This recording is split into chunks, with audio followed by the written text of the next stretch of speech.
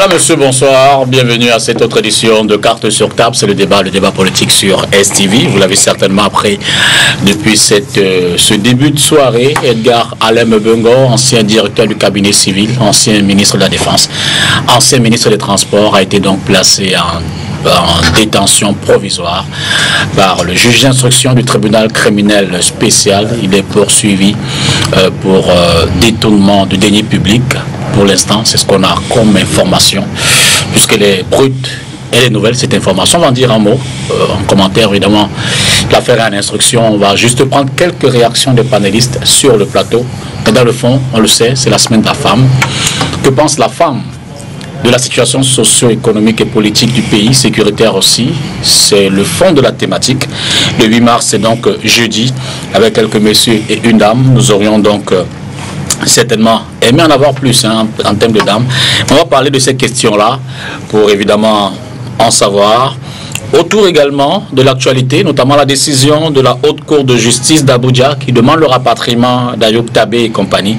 Les démarches de l'Église catholique du côté de la Suisse, où il y a eu cette rencontre entre le ministre des Relations extérieures et l'envoyé spécial du pape pour parler de ces questions-là. Et puis généralement, on pourra évoquer les questions de liberté au Cameroun avec ces réunions et manifestations qui se voient assez souvent interdites. Sur le plateau, 4 panélistes de divers partis. D'abord, place aux dames, aux dames. Elle est coordinatrice nationale des femmes du SDIF, c'est lui de cette casquette. Chantal Kambiwa a généreusement accepté d'être avec nous ce soir. Bonsoir Chantal. Bonsoir. Merci, bonne année. Bonne année, c'est vrai que depuis le début de l'année... Vous n'avez pas offert le plateau. C'est ça. Non, à STV. Voilà, merci, merci pour ce soir. D'ailleurs, vous serez porté assez fort la voix des femmes ce soir dans les thématiques. Un regard d'expertise, parce qu'on vous sait sur le terrain depuis plus des années 90. Donc, vous n'êtes pas de la dernière pluie. Juste en face de vous, il y a un autre coordonnateur pour le littoral. Celui-là, il est du FSNC, le Front du Salut National du Cameroun, le parti de Issa Tiruma Bakari. Didier Oumko, bonsoir. Bonsoir monsieur, bonsoir à tous les téléspectateurs. Territoire de compétence littoral. Oui, militant écologiste dans l'âme. On ne peut pas dire que vous cachez votre identité ce soir.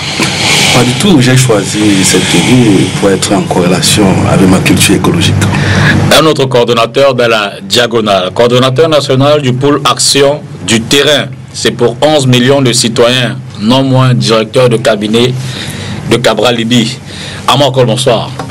Bonsoir, Peter Tongro. Je dis bonsoir à toute l'équipe de production de STV. Je voudrais profiter de votre plateau pour adresser une bonne fête, une chaleureuse célébration à toutes les femmes du Cameroun, de Douala, du monde entier, et celle particulière de Belabo, c'est dans le département du Lomé-Djerem, où le coordinateur général du mouvement 11 millions de citoyens Cabral Libi est allé aujourd'hui pour commémorer, pour célébrer avec elles, pour leur montrer l'importance qu'il leur accorde, singulièrement pour le mouvement 11 millions de citoyens, mais pour la construction du Cameroun dans ce vaste chantier qu'est pour un Cameroun qui protège et qui libère les énergies qui est... Pour une entrée, on peut dire qu'il y a de la parlotte à 11 millions de citoyens. Bonsoir Robert Mouté-Ambassa.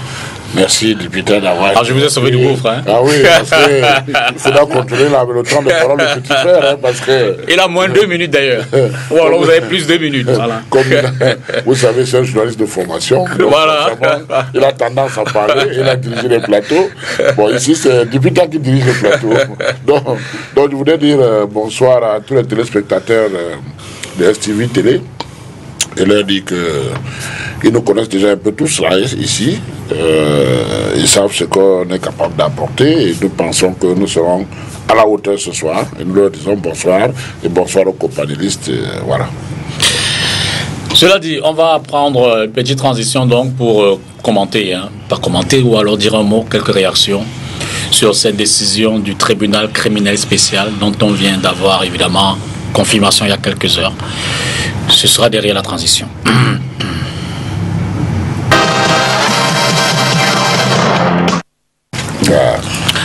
Edgar Alem Bengo sous mandat de dépôt provisoire hein, avec quelques autres personnes, aussi bien de l'armée que des civils, pour du moins le juge d'instruction là-bas.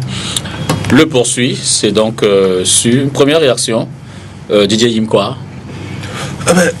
Pour qui sait comment fonctionne le système dans lequel nous sommes, Armand vient de parler de néocolonialisme, moi je parlerai de néopatrimonialisme qui se reproduit généralement dans la criminalisation, c'est-à-dire le viol, le vol, la rente, le népotisme.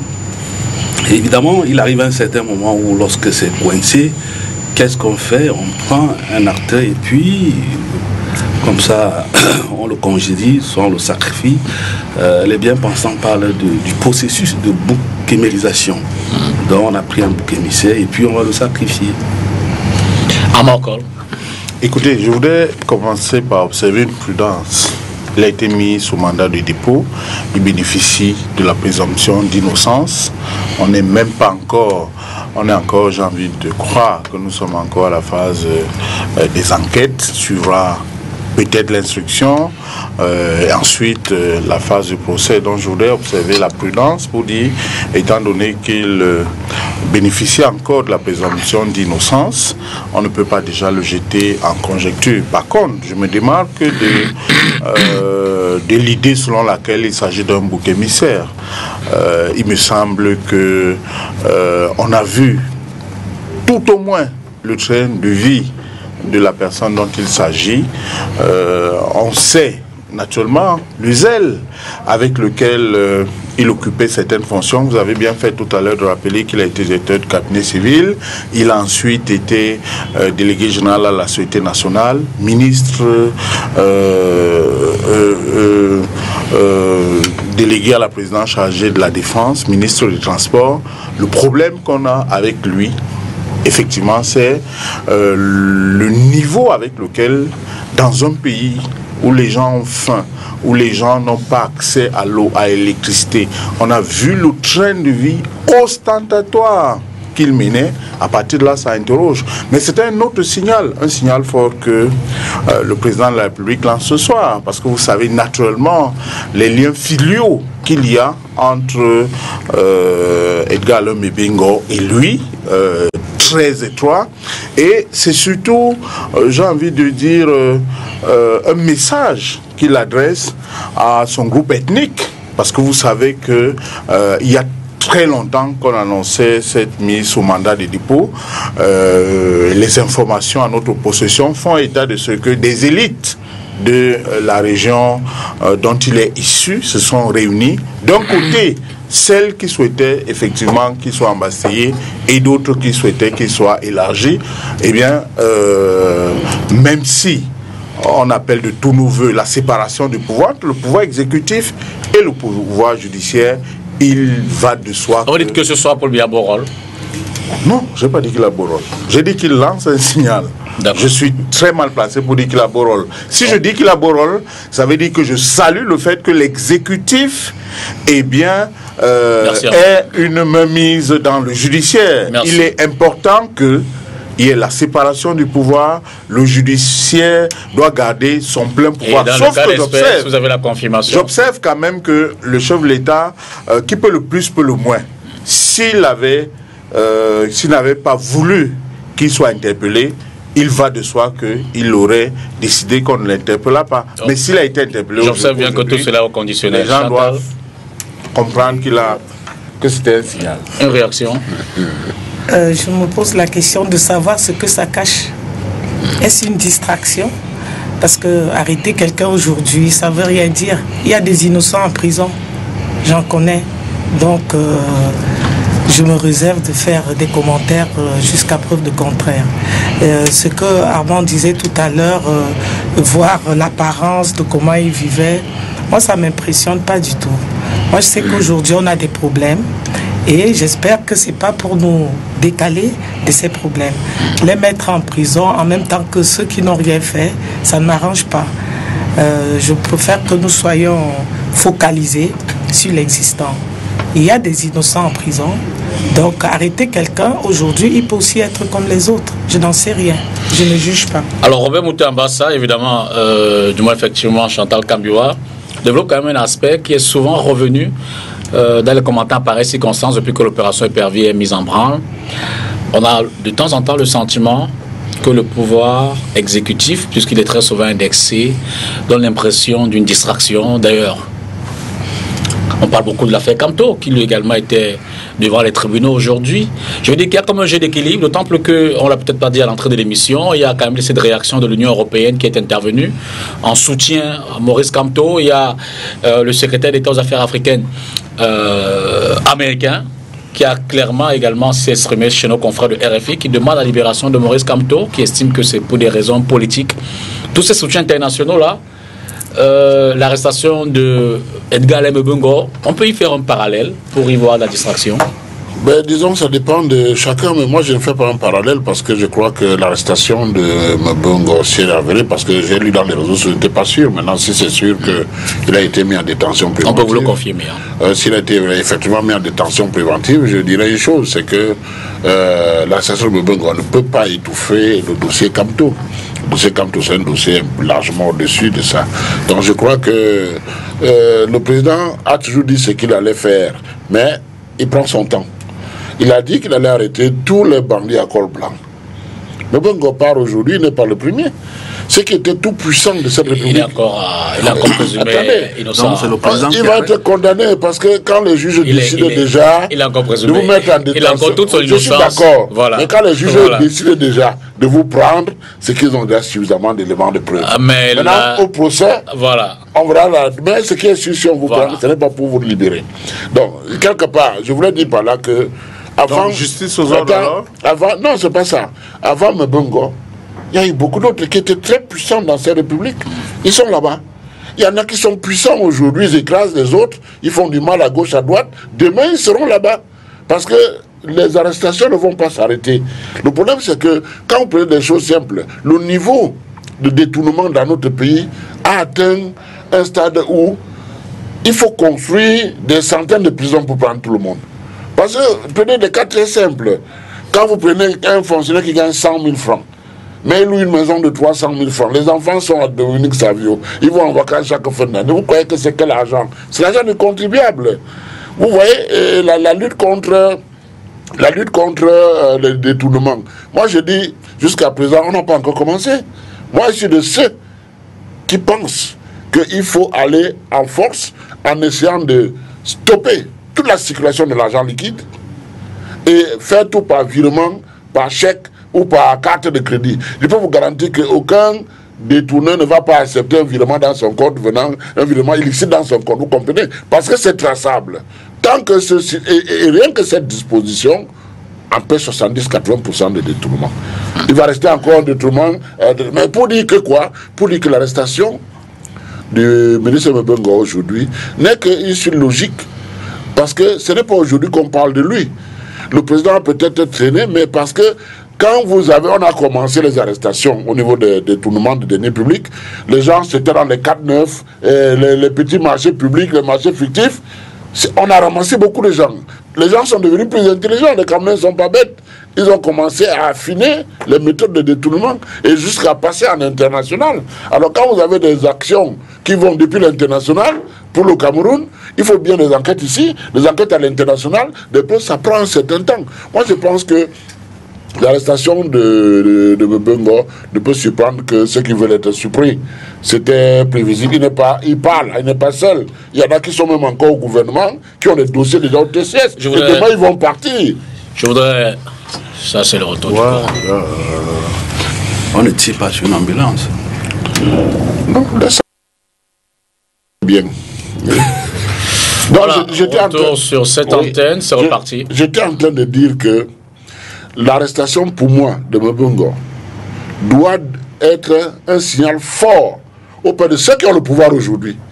De comprendre que Mbungo a eu le pouvoir hier, aujourd'hui il ne l'a plus. Il y en a qui sont aux affaires aujourd'hui, qui ont le pouvoir et qui ont des dossiers en cours, qui sachent que demain n'auront plus ce pouvoir. La seule personne dans ce pays qui a le pouvoir, c'est le président Paul Biya. Il a été élu par les Camerounais.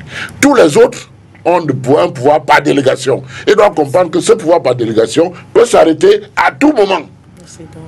Et c'est dangereux pour ceux qui pensent qu'ils sont là de façon éternelle. Et c'est la raison pour laquelle, vous voyez, il y a un journal qui a écrit ces derniers temps que le président vient de contrôler, puis c'est son épouse. L'actualité qui suit montre que ce n'est pas ça. Alors justement, je voudrais rappeler... Donc pour dire que le capitaine tient la barre normalement et il évolue. Et maintenant, c'est difficile pour la famille Mbongo. Je ne peux pas applaudir quand on arrête quelqu'un pour l'envoyer en prison. Mais ce qui est sûr, c'est que c'est comme tu fais ton lit que tu te couches. Vous comprenez? Alors, juste cet extrait. Moi, avant l'extrait, moi j'ai connu des grands frères qui étaient ministres.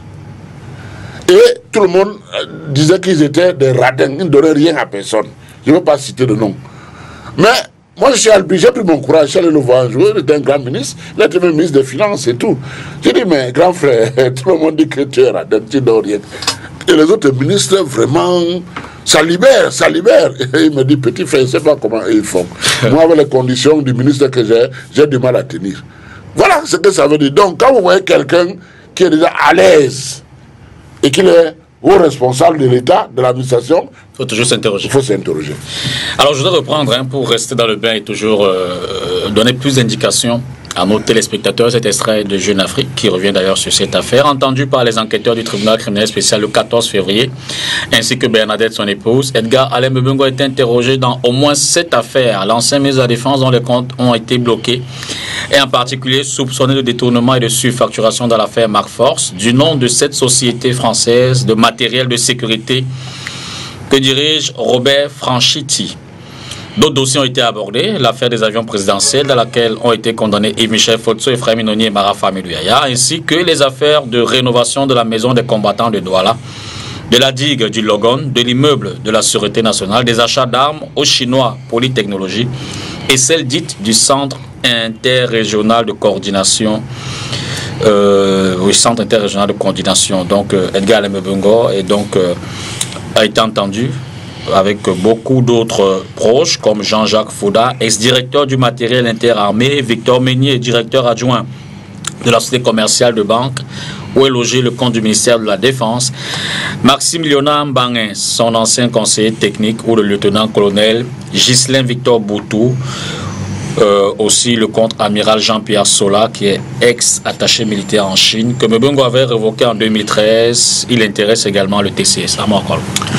Moi, j'ai de la peine à suivre le raisonnement logique de Mouté Ambassa, qui dit, le président a annoncé que tous les bandits à code blanc vont rendre gauche, et qui dans le même temps nous dit, si on doit arrêter tous les bandits, il faudrait transformer toutes nos villes en prison, parce qu'ils sont encore très nombreux à l'extérieur.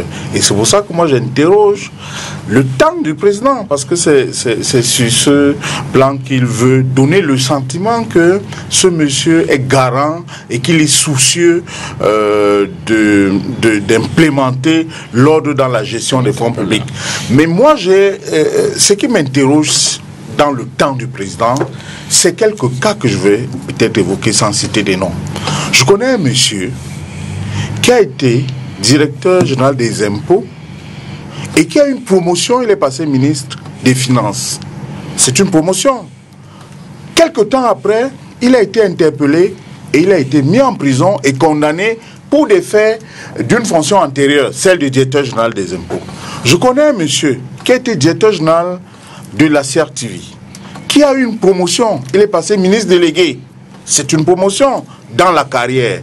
Il a ensuite été mis aux arrêts pour des faits antérieurs à une fonction, celle du directeur général de la CRTV. Je connais un autre monsieur qui était directeur général de la Kamwata, qui ensuite est passé ministre des Mines. Et il a été arrêté pour des faits antérieurs. J'interroge donc le ministre de l'eau. J'interroge donc le temps du président. Mais bon Dieu, comment se fait-il qu'un monsieur détourne? C'est connu, on a des éléments. Il reçoit quand même une promotion et un jour, on va l'arrêter. Mais est-ce qu'on interroge le temps mis avant qu'on l'interpelle? Et c'est ça qui fait tic dans la tête des Camerounais. Comme Madame le secrétaire général le disait tout à l'heure. Madame la coordinatrice nationale des femmes. Oui, les Camerounais, croyez-moi, sont plus intéressés, là c'est peut-être la déformation professionnelle du journaliste réserviste qui parle. Les Camerounais sont plus intéressés par ce qu'on fait de l'argent du contribuable, c'est-à-dire l'argent de leurs impôts, leur argent. Ils sont moins intéressés par les interpellations, les arrestations, surtout qu'on peut s'interroger. Pourquoi on interpelle un tel et pas un tel autre? C'est pour ça que je dis, arrêtons de croire que le temps du président est celui qui doit dicter la manière avec laquelle les choses doivent marcher. Il faut couper le cordon ombilical qui existe entre l'exécutif et le judiciaire. Au nom de quoi on voit sous d'autres cieux? Quand les journalistes, par exemple, et sur le cas qui nous interpelle aujourd'hui, comme pour des cas récents, des journalistes ont commis des articles dans des émissions. On a parlé du train ostentatoire de vie. On peut interroger la provenance de leurs fonds. Quand il y a des dénonciations comme celle-là, eh bien, le procureur de la République doit ouvrir une information judiciaire, quitte à disculper et de l'innocenter, de dire, en vérité, il n'y avait rien, ou alors se saisir tout de suite de l'affaire. Mais on a le sentiment, malheureusement, qu'au Cameroun, tant que la présidence de la République n'a pas pris son bâton de pèlerin pour dire arrêtez un tel et arrêtez un tel autre, parce qu'il y a, à contrario également, des faits qui nous interrogent. Je termine par là. Ces faits qui nous interrogent, c'est, vous vous souvenez bien que dans ce pays, il y a des personnes qui ont été mêlées à cette affaire, l'opération Épervier. Le procureur de la République a estimé à un moment donné, et le juge les a disculpés, sauf que ces personnes sont quand même allées en prison. C'est la raison pour laquelle il y a une embrouillamini, il y a un flou artistique qui veut que les Camerounais se demandent finalement à quoi ça sert qu'on arrête des gens tous les jours alors qu'ils ne palpent pas l'argent prétendument ou effectivement détourné. Mais je ne sais même pas de quoi on parle là. Est-ce qu'on se rend compte qu'on parle d'un pays où pratiquement tous les dirigeants sont des potentiels prisonniers? Mais c'est très grave. Et on nous suit à travers le monde. Mais qu'est-ce que nous sommes même en train de dire là? Mais c'est très, très grave. Oui. Et puis, c'est pour ça que nous disons tout simplement, il faut changer ce gouvernement. Où nous savons, où nous-mêmes nous acceptons que demain, ça peut être X ou Y. Donc il n'y a personne de crédible dans ce gouvernement, de prime abord. Et ce timing, c'est de ça que je parlais de distraction. Ce timing, qu'est-ce qui gère ce timing-là? En ce moment où on a plein de problèmes, on veut nous apporter encore une autre distraction. Il y a déjà des gens comme ça, qu'on sait, comme il le disait M. Moutet, qui iront en prison. Pourquoi ne pas faire table rase maintenant? Et on reprend tout. Au lieu d'attendre et de nous servir ça par compte-goutte. Par contre-goutte. La paix est essentielle pour un pays et notre pays n'est pas en paix. Et même cette arrestation, est-ce que c'est de nature à venir avec tout ce que ça va, ce que vous venez de lire là? Vous vous rendez compte le nombre de personnes qui vont aller? Monsieur Moutet disait tout à l'heure que s'il fallait arrêter tout le monde, il n'y aurait pas assez de prisons. C'est vrai. Mais on parle du Cameroun, de mon pays, de cette façon. Attendez. Oui, Peter, moi je crois au principe sacro-saint, la séparation de pouvoir. Je suis un peu gêné quand on invite M. Biya dans l'arrestation de M. Mebengor. Et je suis encore plus surpris que M. Moutambassa dise qu'il y a plus de voleurs que ça. Tout à l'heure. Non, vous m'appelez. Ce n'est que la vérité. Ce n'est que la vérité. Tout à l'heure, à l'entame de cette émission, je parlais du système de néopatrimonialisme. C'est un pas de la France-Afrique. C'est ça qui a soutenu, il faut le dire la vérité. Dans un dossier, hein. Ah ben, moi je ne suis pas... Si le FSNC est l'allié du RDPC, il n'est pas l'allié des voleurs. Hein. Nous sommes l'allié des bonnes valeurs. Hein. Si mon président a les dossiers, vous n'avez qu'à les sortir. Hein. Je vous ai dit, M. Moutambassa. Et puis je ne suis pas là pour tirer sur... C'est pas le sujet. Ben, oui, pour dire que je suis un peu gêné. C'est pas le sujet. Et encore que monsieur, le membre du comité central veut faire le procès d'un système qu'il entretient, d'un système... Ben oui, vous dites qu'il y a trop de voleurs. C'est la vérité. Tout à l'heure, j'ai passé toute ma journée à Lorbesson. Je suis allé dans un quartier minké où j'ai rencontré des femmes qui sont menacés, des bouts torrentiels, tout simplement parce qu'il y a une construction de route et que les Chinois, avec la complicité de certains de vos camarades, ont canalisé les eaux, tous les eaux qui vont dans ce ravin-là. C'est tout un quartier aujourd'hui qui est menacé. Qu'on nous dise maintenant que les gens ont volé des milliards, alors qu'il y a des gens qui vivent vous ne le savez pas? Dans une misère totale. Moi, je ne savais pas. C'est pendant mes pérégrinations que j'ai découvert ça. Pour dire que vous connaissez un autre pays que le Cameroun où il y a autant de ministres? Vous reprendrez la parole tout à l'heure. En prison? Je suis en train de l'apprendre. Je regrette pour dire que, qu'on vienne aujourd'hui nous dire qu'il y a trop de voleurs, il faut construire assez de prisons. Je pense qu'à un moment donné, il faut être un peu calme parce que vous le saviez depuis, et vous savez que la corruption, comme je l'ai dit tout à l'heure, j'ai parlé du système de nos patrimonialismes, qui se conserve et qui se reproduit dans la criminalisation. La criminalisation, c'est pas seulement tuer, c'est voler, c'est les rentes, c'est la corruption, et c'est ça qui maintient, malheureusement, il faut dire la vérité, votre régime, hein, il faut dire la vérité.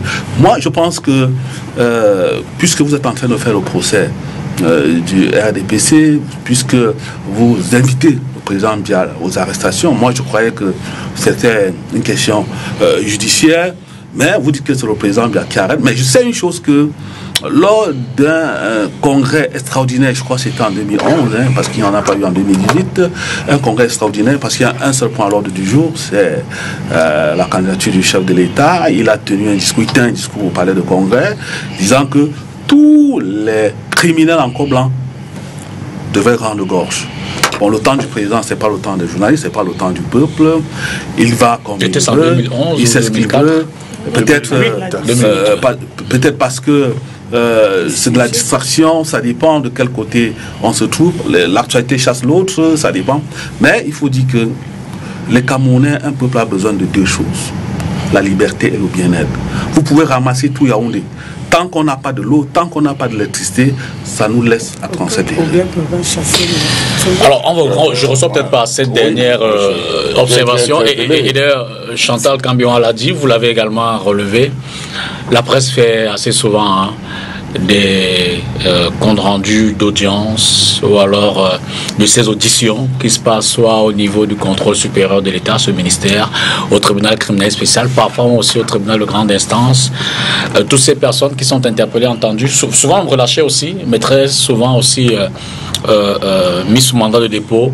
Celles-là qui font souvent la une des journaux doivent désormais avoir peur, la peur dans le ventre. Non, tous ceux qui ont détourné, qui ont été entendus, ils ont peur, ils savent.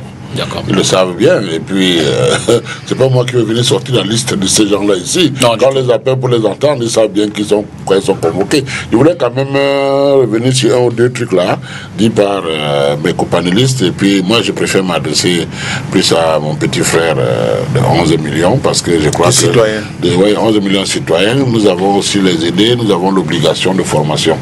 Bon, il a dit des choses là, et je vais essayer de lui donner un peu un sens à ça, parce que ça, je peux prendre plusieurs sens. Le temps du président n'est pas forcément le fait qu'il ne fait rien. Parfois, les dossiers sont complexes.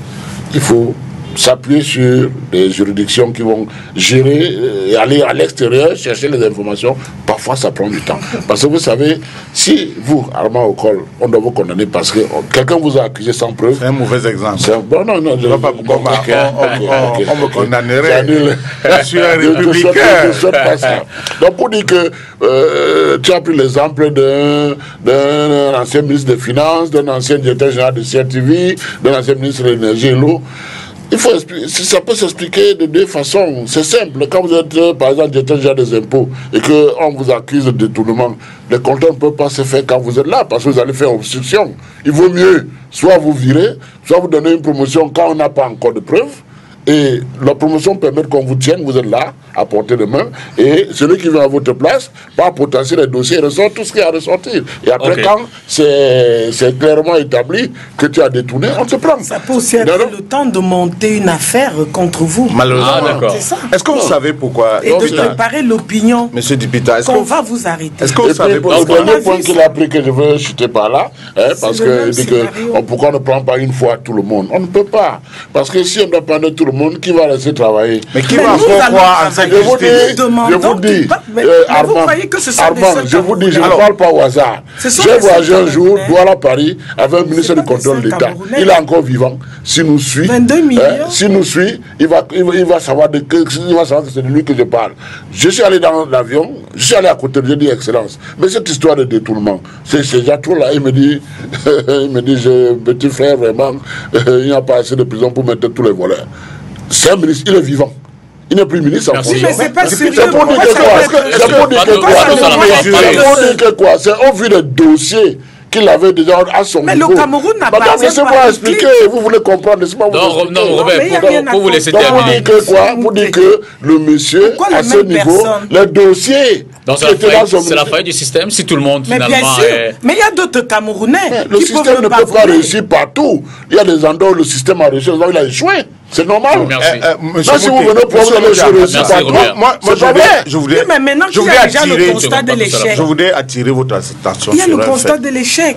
Est-ce que vous avez conscience? Madame, battez-vous déjà pour augmenter votre pourcentage. Monsieur Monté Ambassadeur, donnez-moi une minute. Je n'avais pas donné une minute. Est-ce que vous avez idée des montants qui sont évoqués dans ces différentes affaires? Il ne s'agit pas de dizaines, de milliers de francs. Il s'agit de millions, de dizaines, de centaines de millions, des milliards. Est-ce que vous avez idée de ce que cet argent peut faire pour transformer les vies des Camerounais? Est-ce que vous savez la raison pour laquelle le slogan de 11 millions de citoyens, c'est pour un Cameroun qui protège et qui libère les énergies? Qui protège parce que au quotidien, vous avez le sentiment, lorsque vous allez en justice, que si vous n'avez pas de l'argent pour payer votre honnêteté, vous allez partir en prison. Lorsque le citoyen va à la brigade, il a le sentiment qu'il va déjà être en prison. Non, c'est ce que vous pensez. Je vais vous montrer le lien. Je vais vous montrer le lien. Le lien qu'il y a, c'est quoi, Monsieur Monté Ambassadeur? Lorsque un parent va chez le proviseur et pour faire inscrire son enfant, il doit dépenser 100 000 francs. C'est pour le bien. Et que cet enfant... Je vous montre le lien. Le lien qu'il y a, c'est justement le fait que nous n'ayons pas une justice sociale. C'est pour ça que je veux vous montrer la difficulté que les Camerounais ont avec leurs différentes institutions. Je ne sais pas pourquoi vous ne voyez pas la répercussion. Et pourquoi libérer les énergies? Il faut libérer les énergies pour instaurer la méritocratie, pour instaurer le talent, pour instaurer la capacité à pouvoir compter sur soi-même, mais ne pas compter sur les lobbies, ne pas compter sur des intérêts mafieux. C'est pour ça que pour y arriver, je termine par là, il faut que nous soyons dans un pays où la justice est libre, elle fait son travail et lorsqu'elle prend des décisions, ces décisions s'imposent à tout le monde. Parce qu'on aura compris que la décision a été prise en âme et conscience et qu'elle n'a pas été prise pour régler des comptes. Alors, avant de passer au deuxième thème, on a fini avec ce premier commentaire. Je vais laisser peut-être la parole un peu à Chantal Kambiwa, qui par ailleurs, vous êtes en plein dans les activités de femmes au SDF. Vous avez réuni à Douala 3e déjà la semaine dernière quelques femmes dans le cadre de cette semaine. De quoi s'agit-il exactement? En fait, ce n'était pas qu'à Douala 3e, c'était commencé le mois de la femme, qui est le mois de mars, dans la réflexion, pour repartir justement et voir comment, comme disait M. Monté, amener la femme à contribuer à remonter ces 3%. En politique, ce sont des choses qui peuvent arriver, mais nous y sommes et à travers la femme. Donc, c'était des activités menées sur l'étendue du territoire, dans 8 régions, parce que dans les 2 autres régions, les regroupements sont difficiles, voire dangereux. Donc, nous avons essayé d'éduquer, de réveiller, parce que justement ces résultats nous ont assommés. Le mois de la femme, nous avons essayé de faire comprendre à nos militantes d'abord, parce que ce sont des femmes politiques, pourquoi le 8 mars. ce que c'est que le 8 mars, et puis qu'elles puissent s'approprier des thèmes aussi bien au niveau national qu'international. Pourquoi international? Parce qu'elles appartiennent quand même à une mouvance qui sont à l'origine du 8 mars. Et ça doit se savoir. Elles doivent le savoir et ne pas penser que le 8 mars au Cameroun, c'est une question du parti au pouvoir, du RDPC, non, ou bien quelque chose du gouvernement. C'est ce qui fausse les jeux. Le 8 mars, c'est une journée qui se célèbre à travers le monde. Ce sont les femmes de l'Internationale socialiste qui ont été à l'origine du 8 mars et nous comptons garder ce leadership dans la forme initiale, c'est-à-dire dans la revendication et puis dans la célébration des acquis. C'est pas le pain comme on a voulu nous faire croire, c'est pas le défilé.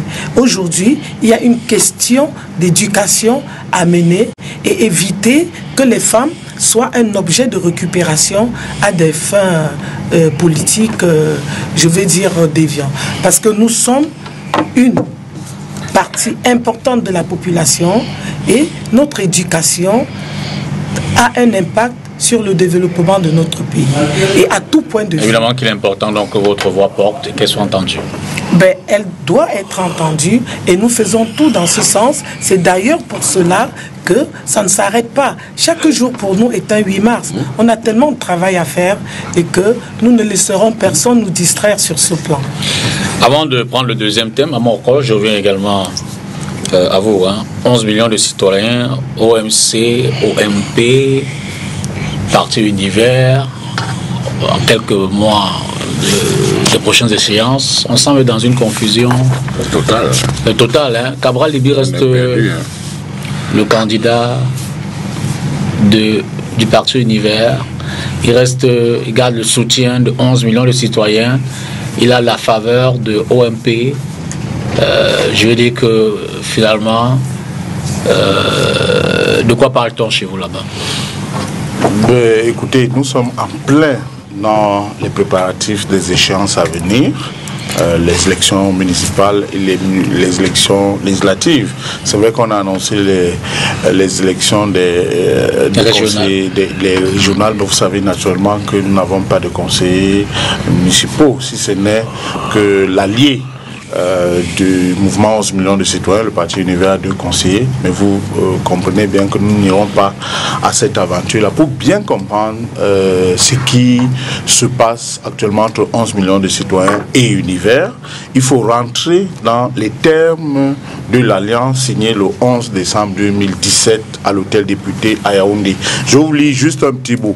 Conscient de ce que l'objectif de l'alliance requiert la constitution d'une plateforme commune ouverte aux autres acteurs politiques qui viendraient à consentir à la rejoindre en vue de présenter des candidats au sénatorial, législatif et municipal sur l'ensemble du territoire national, autant qu'une candidature unique consensuelle à l'élection présidentielle. Lorsque vous avez lu et entendu cette petite partie, vous comprenez qu'il n'y a pas un contrat d'exclusivité entre 11 millions de citoyens et le Parti Univers. D'ailleurs, au sortir du paraphe des documents, les 2 leaders avaient appelé d'autres formations politiques, d'autres acteurs de la société civile et politique à se retrouver en Ngaoundéré pour des primaires de l'opposition. C'est dire quoi? Que 11 millions de citoyens, en l'état actuel des choses, est libre, au-delà de l'alliance avec Univers, de signer des alliances avec toutes les autres organisations possibles. La seule que nous excluons, c'est naturellement le parti au pouvoir, le parti de Mouté Ambassa. Et vous comprenez pourquoi? Parce qu'un parti qui a déjà mis près d'un gouvernement en prison, on se demande bien ce qu'on peut faire avec des gens comme ça. Je vais poser une question simple, pour les esprits, pour les intelligences peut-être moyennes ou rétrécies, comme certaines. Aujourd'hui, là, Cabral Libby et Convendor portent-ils un projet pour les prochaines échéances locales, par exemple? Et je peux être un peu vicieux dans ma question. La dernière fois qu'ils se sont parlé, peut-être pour ce projet, de quand ça date. Cabral Libby, si demain il est candidat, on sait que 11 millions n'est pas un parti politique. Quel est l'instrument politique qui va porter sa candidature? Et puisqu'il est soutenu, sera-t-il le seul candidat du mouvement qui le porte et quelle est la structure politique qui accompagnera tout ce que Cabral voudrait éventuellement voir s'étaler sur la République. Si je ne connaissais pas votre capacité de professionnalisme, je vous aurais soupçonné. Mais je vous aurais soupçonné d'avoir un agenda caché dans votre questionnement. Mais comme je vous sais professionnel, je ne vais pas vous soupçonner. Au contraire, je vais penser que vous venez simplement là pour me donner la possibilité d'apporter des réponses aux questions que se posent les citoyens. Parce qu'in fine, tout ce que nous faisons tourne autour de cela. Alors, je vous réponds de manière simple. Ne réduisez pas le mouvement 11 millions de citoyens et le parti Univers à deux individus. Ce sont des leaders, mais vous avez bien compris que Cabral Libye n'est pas sur ce plateau aujourd'hui.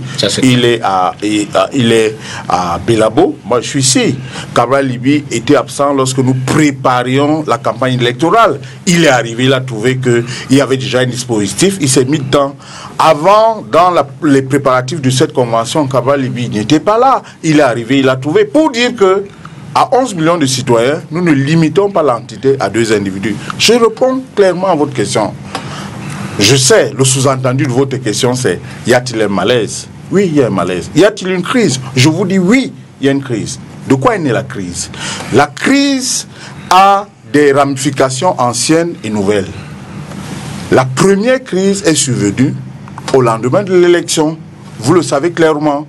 Pendant que nous compilions les procès-verbaux en vue de revendiquer éventuellement notre victoire, eh bien, le capitaine politique opérationnel du parti Univers s'est empressé de féliciter le président Biya. Nous, ça nous a posé un problème.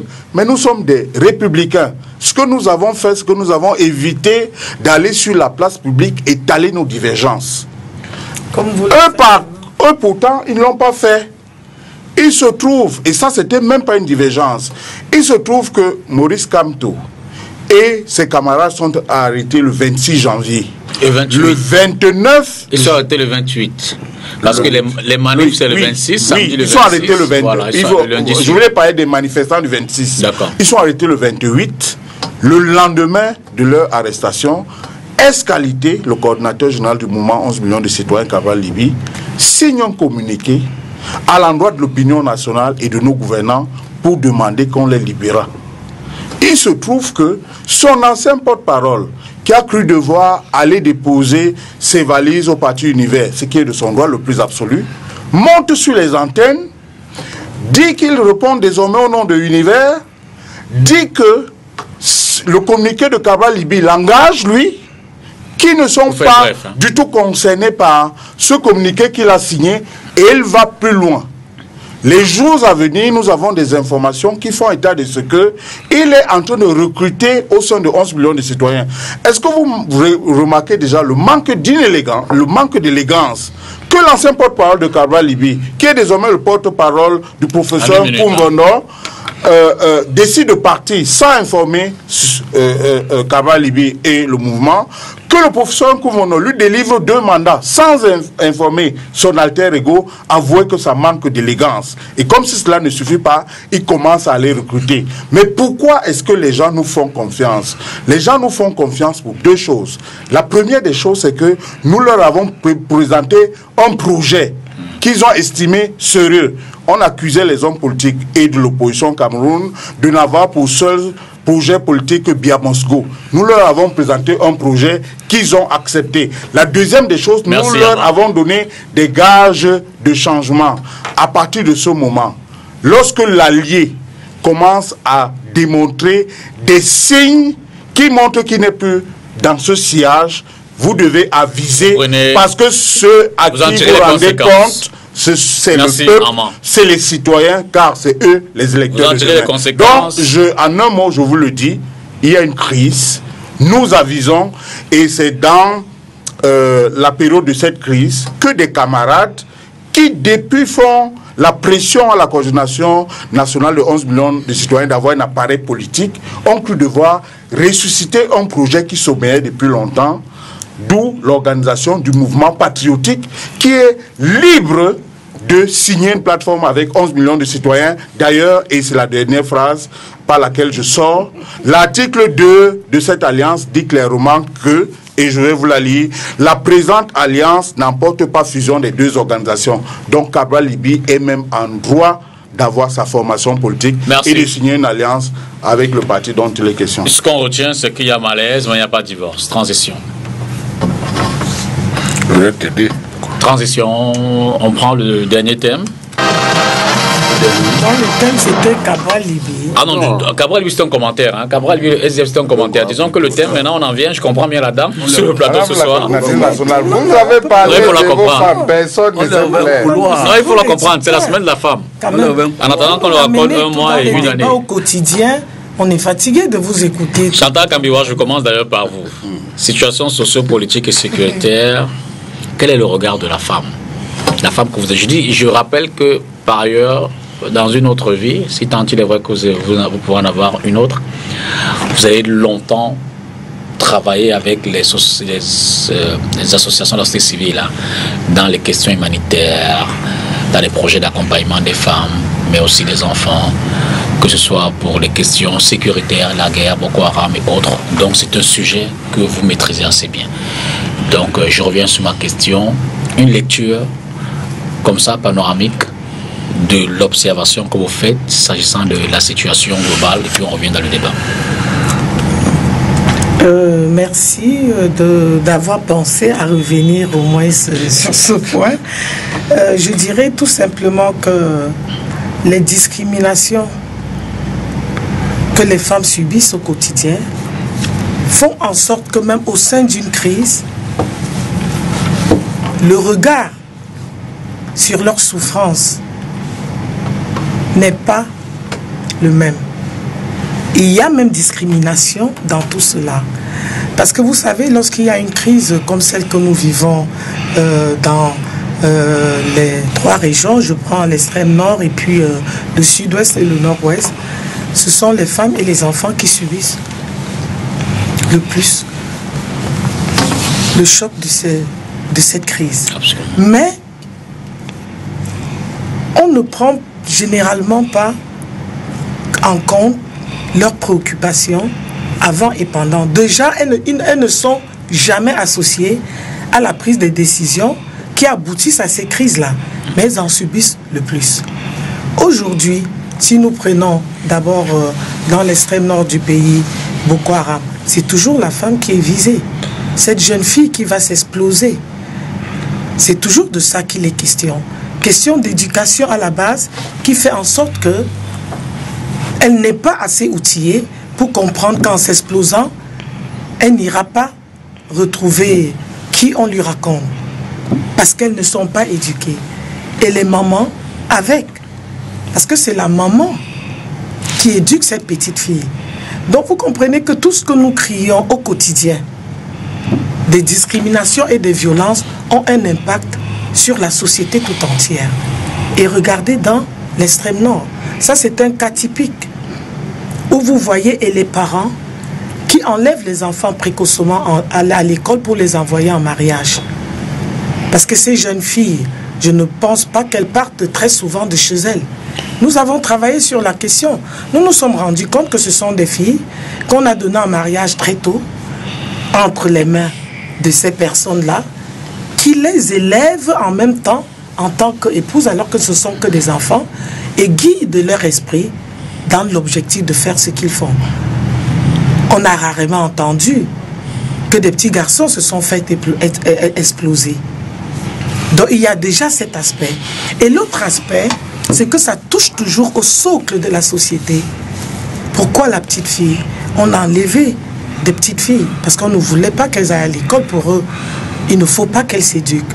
Et c'est là où le bas blesse. C'est ce qui fait en sorte que nous retrouvons tout ce qui se passe aujourd'hui dans les régions du sud-ouest et du nord-ouest.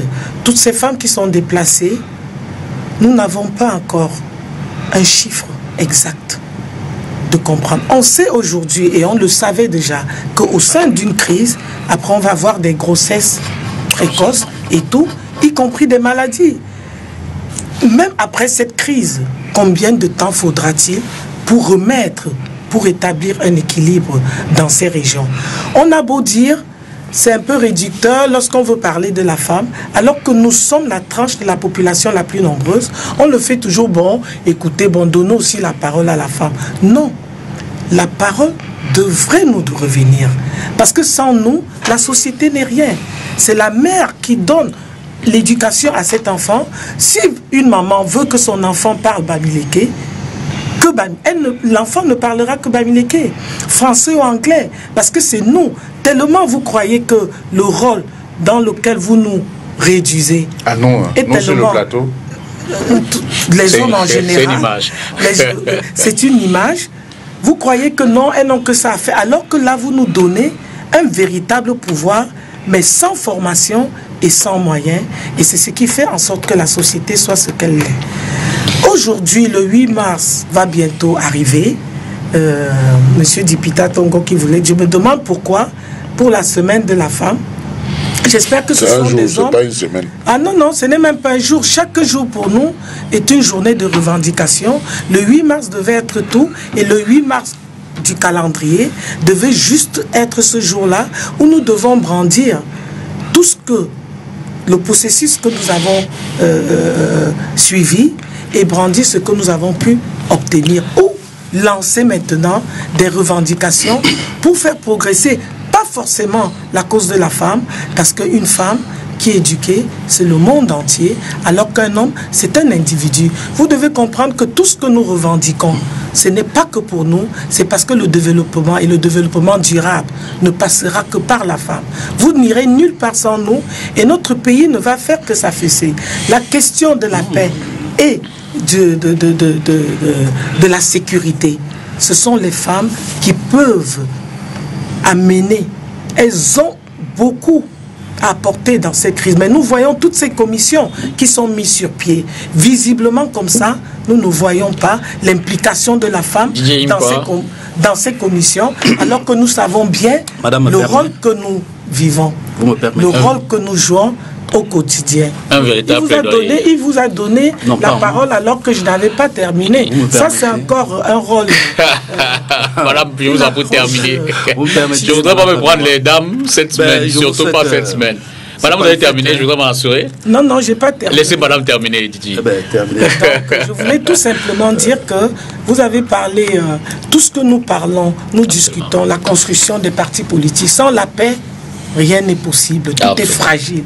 Donc nous devons focaliser sur la paix. Et si on parle de la paix, la femme a un grand rôle à jouer, surtout lorsque nous voulons cette paix de manière durable.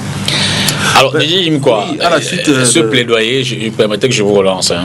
Un plaidoyer vraiment qui retrace un peu, je le rappelle, son expérience en tant que... C'est un plaidoyer pro domo. Alors, mais c'est ce fond d'interpellation. Les femmes se sentent moins impliquées dans la décision et peut-être disent qu'elles sont le reposoir de la société. Sont-elles assez sensibilisées? Sont-elles assez éduquées? Savent-elles qu'elles ont ce pouvoir? Madame a parlé tout à l'heure de 51% par rapport à la population nationale. Vous savez, la femme, dit-on, est la mère de l'humanité. Évidemment, les problèmes des femmes sont les problèmes de l'humanité. Il y a une semaine, j'ai fait une publication où je célébrais la résilience écologique des femmes.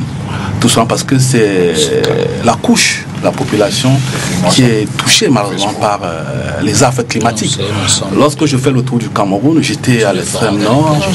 C'est les femmes qui sont les plus touchées, l'accès difficile à l'eau potable, la sécheresse, l'accès difficile au bois énergie, c'est les femmes.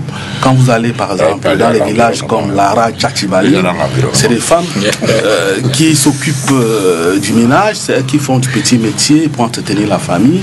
Malheureusement, elles sont confrontées à beaucoup d'aspérité. Lorsque vous arrivez ici à Douala, les phénomènes d'inondation, c'est les femmes. Moi, j'ai pleuré hier quand j'étais à Miké. Miké, c'est à Lorbessou, quand je suis allé là-bas rencontrer les femmes qui n'attendent que les bouts torrentiels pour être ensevelies. Malheureusement, il n'y a personne. Je me demande où sont les députés LDPC, certains ici à Douala. Quand vous allez ailleurs, c'est les mêmes problèmes. Et le véritable problème aujourd'hui, la problématique essentielle, fondamentale, centrale, c'est de se demander si les femmes la savent même ce que c'est que ce que c'est que leur pouvoir. Voyez-vous comment vous célébrez la journée internationale de la femme, qui est une journée de revendication des droits de femmes, est devenue au Cameroun une célébration de pagne, ou bien du nouveau pagne. Et s'en défend de plus en plus. Hein. Vous comprenez. Vous prenez 10 femmes, vous leur demandez quel est le thème. C'est vrai que je ne suis pas même d'accord avec ce thème-là, parce que c'est un thème importé qui ne colle pas à nos réalités socio-anthropologiques.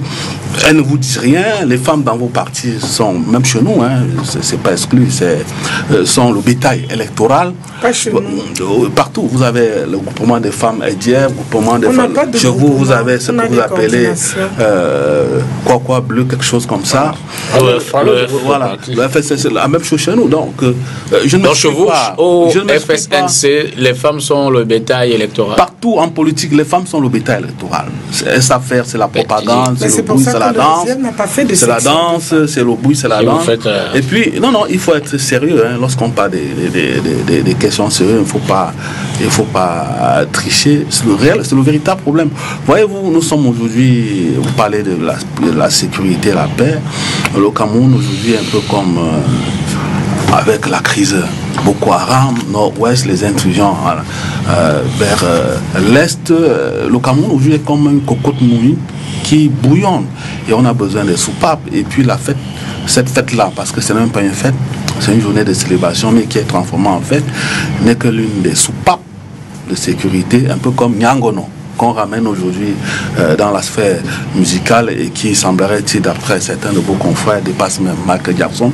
Vous voyez, on met tout dans la marmite, tout simplement parce que merci, Didier. On veut distraire cette femme-là qui est assez puissante. Mais je pense que ce que nous regardons, ce que nous vivons avec nos femmes dans le cas des problématiques environnementales, c'est pas amusant. Ça fait pleurer. Vous comprenez, madame. Moi, j'ai pleuré à Mickey hier. Et puis, jusqu'à présent, j'ai dit à ces femmes-là que parler, c'est agir. Les femmes sont saturées. Parler, c'est agir. Moi, je parle au pouvoir, mais je vais parler. Parce que il faudrait que les gens aillent à Minka, à Lorbes, regarder ces femmes-là qui n'attendent que la mort. Il n'est inadmissible que pendant qu'on parle de la journée mondiale des femmes, de la journée des femmes, du pain, qu'on abandonne comme ça des gens, qu'on abandonne comme ça certaines femmes en pâture, qu'on les abandonne comme ça, que les gens puissent vivre, tout simplement parce qu'il manque quand même un certain brin de sympathie, d'empathie. On ne peut pas vivre dans une société comme ça, dans un océan. Merci Didier. Robert Moutembassa, bon, je sais pas si vous avez le même problème, vos RDPC. Ça se voit que vous avez tout un département consacré aux femmes. Je veux dire que dans la lecture de Didier, c'était justement cantonner les femmes dans leur petit coin là, ils ne parlent que de leurs affaires. Et puis quand le comité central se réunit, les hommes prennent la décision. Disons que nous sommes un peu à l'image de notre société africaine. Hein. La femme a sa place dans la société africaine, tout le monde la connaît. Maintenant, avec les luttes des femmes pour essayer d'améliorer, d'avoir le droit de vote, d'avoir les meilleures conditions de travail, d'égalité entre hommes, on voit bien que ça progresse dans notre parti.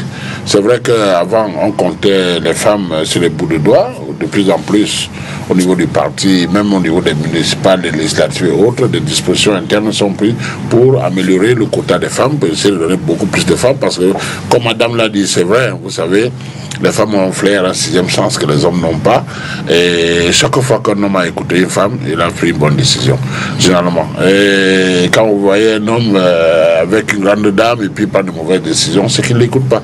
Donc je pense que les femmes, déjà ce rôle, qui est un rôle naturel, comme l'a dit Mme Kambiwa tout à l'heure, c'est un rôle qui est très important, mais qui n'est pas valorisé.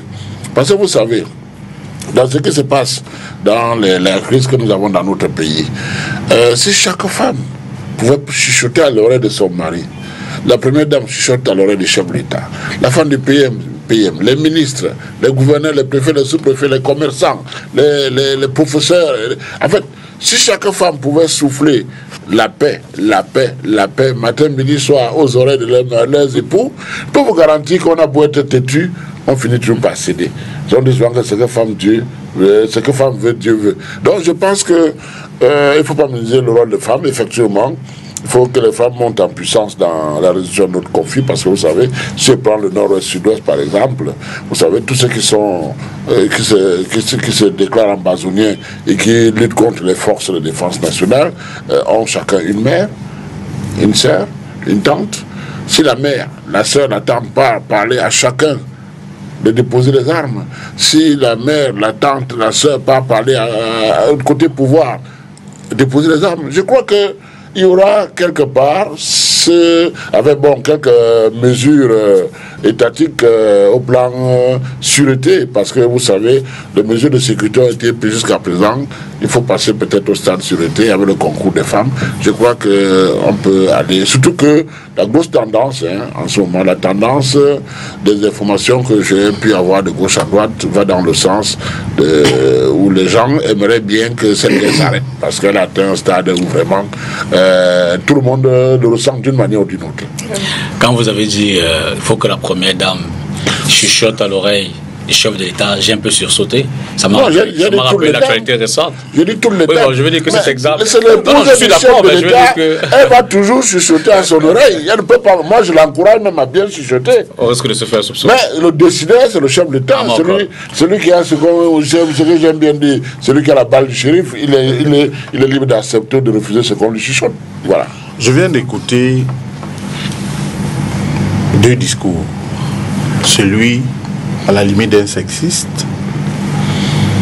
qui dit péremptoirement qu'on utilise les femmes pour du bétail électoral. Ça m'a fait beaucoup de peine. Tu me poses des questions, bien lui. Et croyez-moi, je me suis senti embêté si j'avais été encore journaliste. Tu es journaliste, mon ami. Je suis journaliste réserviste, mais je n'exerce pas. C'est pour ça que je suis réserviste. Je lui aurais demandé de retirer une bonne partie de son discours. Et puis j'ai écouté un discours de politique politicienne. Écoutez, il y a une partie de l'histoire du Cameroun qu'on tend à cacher. Cette histoire du Cameroun remonte à l'année 1945. Rappelez-vous encore, il y a eu une revendication syndicale à la suite des affres qu'avaient subi les cheminots au Cameroun. D'autres avaient été massacrés carrément. Il y a eu un signal fort. C'était ici même, à Douala. Des femmes se sont levées, elles ont marché, elles ont revendiqué, elles ont fait entendre leur voix. Et j'ai envie de vous rappeler que l'UPC va naître 3 ans plus tard, parce que les femmes avaient pris le courage et elles avaient su revendiquer, elles avaient su faire bloc. La femme, comme l'a dit Madame la coordinatrice nationale, c'est le berceau de l'humanité. C'est celle qui, contre vents et marées, au quotidien, s'occupe du foyer, s'occupe de l'éducation des enfants, s'occupe de veiller à la bonne marche, non pas seulement de la maison. Et je voudrais vous rappeler qu'il y a eu un remake. Avril 55, les femmes, une fois de plus, montent au créneau, toujours dans le cadre de la revendication syndicale. C'est une partie de notre histoire qu'on tend à galvauder. Et moi, ça me gêne, ça me dérange. Vous avez dit tout à l'heure, vous vous êtes interrogé, M. Titéim, quoi. Est-ce que la femme est suffisamment formée? Mais bon Dieu, vous parlez de quel pays? Du Cameroun? Je les connais. Allez à Polytech, allez à l'école des travaux, allez dans les écoles professionnelles, convoquez même les résultats dans nos différentes écoles. Vous allez vous rendre compte que de plus en plus la femme est formée. Vous avez posé l'autre question. Est-ce que les femmes sont suffisamment sensibilisées? Oui. Mais elles le sont. Il se trouve simplement que nous tendons à les réduire. Nous tendons à estimer qu'elles ont un rôle réducteur. Nous tendons à les mettre dans une camisole. Mais chez vous, c'est encore pire, M. Mouté Ambassa. Au Cameroun, on a une 60aine de postes ministériels. Combien il y a de femmes? Il y en a 7. Mais si vous estimez que 7 sur 60 dans un pays où il y a plus de femmes que d'hommes, je dis c'est un problème. Mais moi, je vous ramène au projet de société pour un Cameroun qui protège et qui libère les énergies. Kaba Libé a pris un engagement ferme. Une fois élu, parce que je le sais, il le sera, ça ne souffre de rien. il l'a dit. Première mesure, il réduit le nombre de portefeuilles ministériels à 15. Une femme Premier ministre, il reste 14 postes. Équidistance. 7 ministres hommes, 7 ministres femmes. Attends, pour la seule et bonne raison que la compétence, on ne l'interroge plus au Cameroun. La femme est compétente. D'ailleurs, je vais plus loin. Si on convoque le premier thème qu'on a abordé tout à l'heure, le thème lié au détournement des fonds publics, vous allez vous rendre compte que arithmétiquement, il y a plus d'hommes qui volent que les femmes. Cela va de soi, naturellement. Mais bien sûr, mais dans ce cas, on dit souvent qu'on ne change pas l'équipe qui gagne. Ouais. Mais quand une équipe perd, il faut la changer.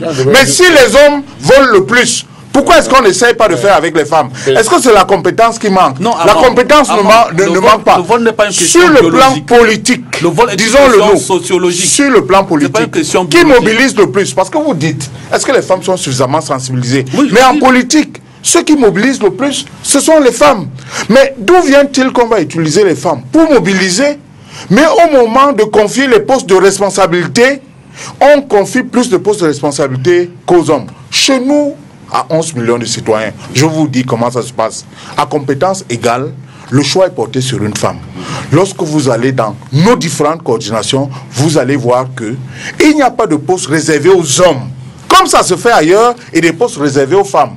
C'est la compétence qui prime, et dès qu'une femme a montré ses compétences, si elle est à compétence égale avec un homme, on opte pour confier la responsabilité à une femme. Chantal. Et c'est la raison pour laquelle on doit comprendre plus que jamais que la femme n'est pas un objet, la femme n'est pas un outil, mais la femme est celle qui joue le plus grand rôle de la société. Par conséquent, pour les responsabilités, il faut les confier aux femmes. Je reviens à vous pour refaire ce lien entre 8 mars et situation sociopolitique. Dans l'évolution justement de la situation en ce moment, avez-vous le sentiment que les femmes sont impliquées, associées à la réflexion? Comment sortir de cette crise dans le nord-ouest et le sud-ouest?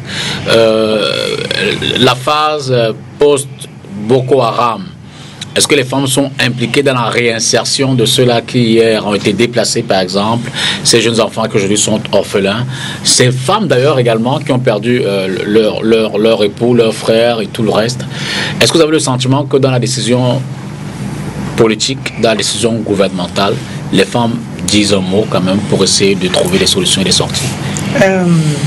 Monsieur Dipita, là vous parlez, peut-être sans le savoir, en énumérant tout ce que vous venez de dire, de la mise en œuvre du plan d'action de la résolution 1325 du Conseil de sécurité de l'ONU sur les femmes, la paix et la sécurité.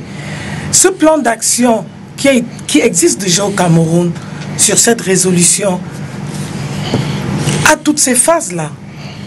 Il y a la prévention, il y a dans l'action et après.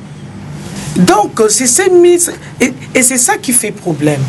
Le Cameroun ratifie beaucoup de lois, de conventions, mais qui ne sont pas effectivement mises en œuvre. Comment on peut être dans la phase de la mise en œuvre d'une telle résolution et se poser encore la question de la place de la femme, alors que la place de la femme dans la résolution des conflits est connue à travers cette même résolution. Mais je reviens un peu à ce qu'il a dit tout à l'heure, M. Mouté. Non, ce n'est pas une question de poste ministériel. Si, ce n'est pas une question de poste ministériel, mais c'est une question d'être présente dans les instances de prise de décision, dans les instances délibératives. Donc, si c'est là-bas où les décisions sont prises, il faut cet équilibre pour faire en sorte que les décisions qui sont prises tiennent en même temps compte de la grande majorité de la population que sont les femmes et les hommes. C'est pour ça que dans toute action qui doit être menée, on doit avoir une approche genre. Et cette approche va plus loin que dans même les budgets. Parce que nous pouvons parler des actions. Les actions ne nous bougeront pas, ne se feront pas sans moyens. La budgétisation sensible au genre doit être une réalité. Dans ce que vous êtes en train de dire, les commissions qui sont mises sur pied, alors que la société civile a travaillé pour l'élaboration du plan d'action de la résolution 1325, mais c'est société civile qui a travaillé tout au long Pourquoi ne pas revenir vers eux pour les mettre dans des commissions, puisque elles connaissent le terrain, elles ont travaillé. Pourquoi attendre? Lorsque nous restons chez nous, nous voyons, on dit on a créé telle commission. Les responsables ne sont que des hommes. Lorsque je dis à M. Moutet, son parti qui est parti au pouvoir a une grande responsabilité et doit montrer l'exemple. Nous ne pouvons pas être avec une pléthore de ministres et si peu de femmes. À la limite, rien du tout. Déjà, la construction du parti pose un problème. Il faut bannir ces sections des femmes, complètement sections des femmes, où on les met de côté, en train de faire je ne sais quoi, au point où, lorsqu'une femme part de la section des femmes aux sections de l'homme, on dit elle a fait un progrès. Elle a fait quel progrès? Elle n'a fait aucun progrès. Si, c'est ça. On a souvent vu des femmes célébrer. On a souvent vu des femmes célébrer le fait qu'elles sont parties de la section des femmes aux sections des hommes. Ça devient une fête. On dit qu'elle appartient, elle siège maintenant avec les hommes. Mais non, ce sont des camarades, parfois, excusez-moi, plus bêtes que nous. C'est nous qui faisons d'eux ce qu'ils sont. Parce que nous sommes plus nombreux. Bientôt, les élections vont arriver. Il faut d'ailleurs que la loi sur la prise en compte du genre s'améliore. Et nous nous attelons à cela. Nous voulons que ça change. Voir des listes avec toutes des femmes suppléantes ou au bas des listes, on ne veut plus voir ça. Le parti au pouvoir devait faire des efforts. Et pourquoi c'est important que les femmes soient aux instances de prise de décision? Parce que la femme a sa spécificité. Si nous partons seulement du simple fait que c'est elle qui donne la vie, sur ce plan-là, il y a beaucoup de choses à faire. Et dans la lutte contre la pauvreté, elle est obligée d'embarquer parfois toute sa famille. Je vous donne un petit exemple direct. Lorsque vous voyez les femmes dans les marchés, elles y passent leur journée. Si vous mettez une femme à leur place, elle va vous dire directement leurs besoins. Elle veut venir au marché avec son enfant. Pendant qu'elle vend ses tomates, laisser l'enfant dans une crèche qui est dans le marché pour éviter les viols dans le quartier. Donc la construction de la société et tout va immédiatement changer et tenir compte de leurs préoccupations. L'élément basique, l'eau. Il y a beaucoup d'hommes qui ne savent pas où on va chercher l'eau qu'ils utilisent à la maison. Vous comprenez? Absolument. Donc la façon, la vision de la femme sur la société est différente de la vision de l'homme. L'homme a un poste, il veut laisser un nom.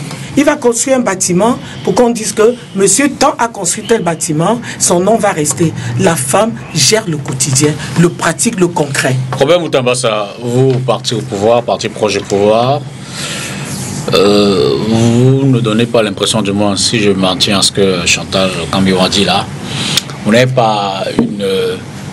si on s'en tient membre du gouvernement, aux entreprises dirigées par les femmes, on n'a pas l'impression que la femme, dans votre démarche politique d'implémentation des politiques publiques, n'a pas un champ peut-être pas aussi vaste que l'homme, mais un minimum quand même pour lui permettre de contribuer davantage à la résolution des problèmes qui se posent.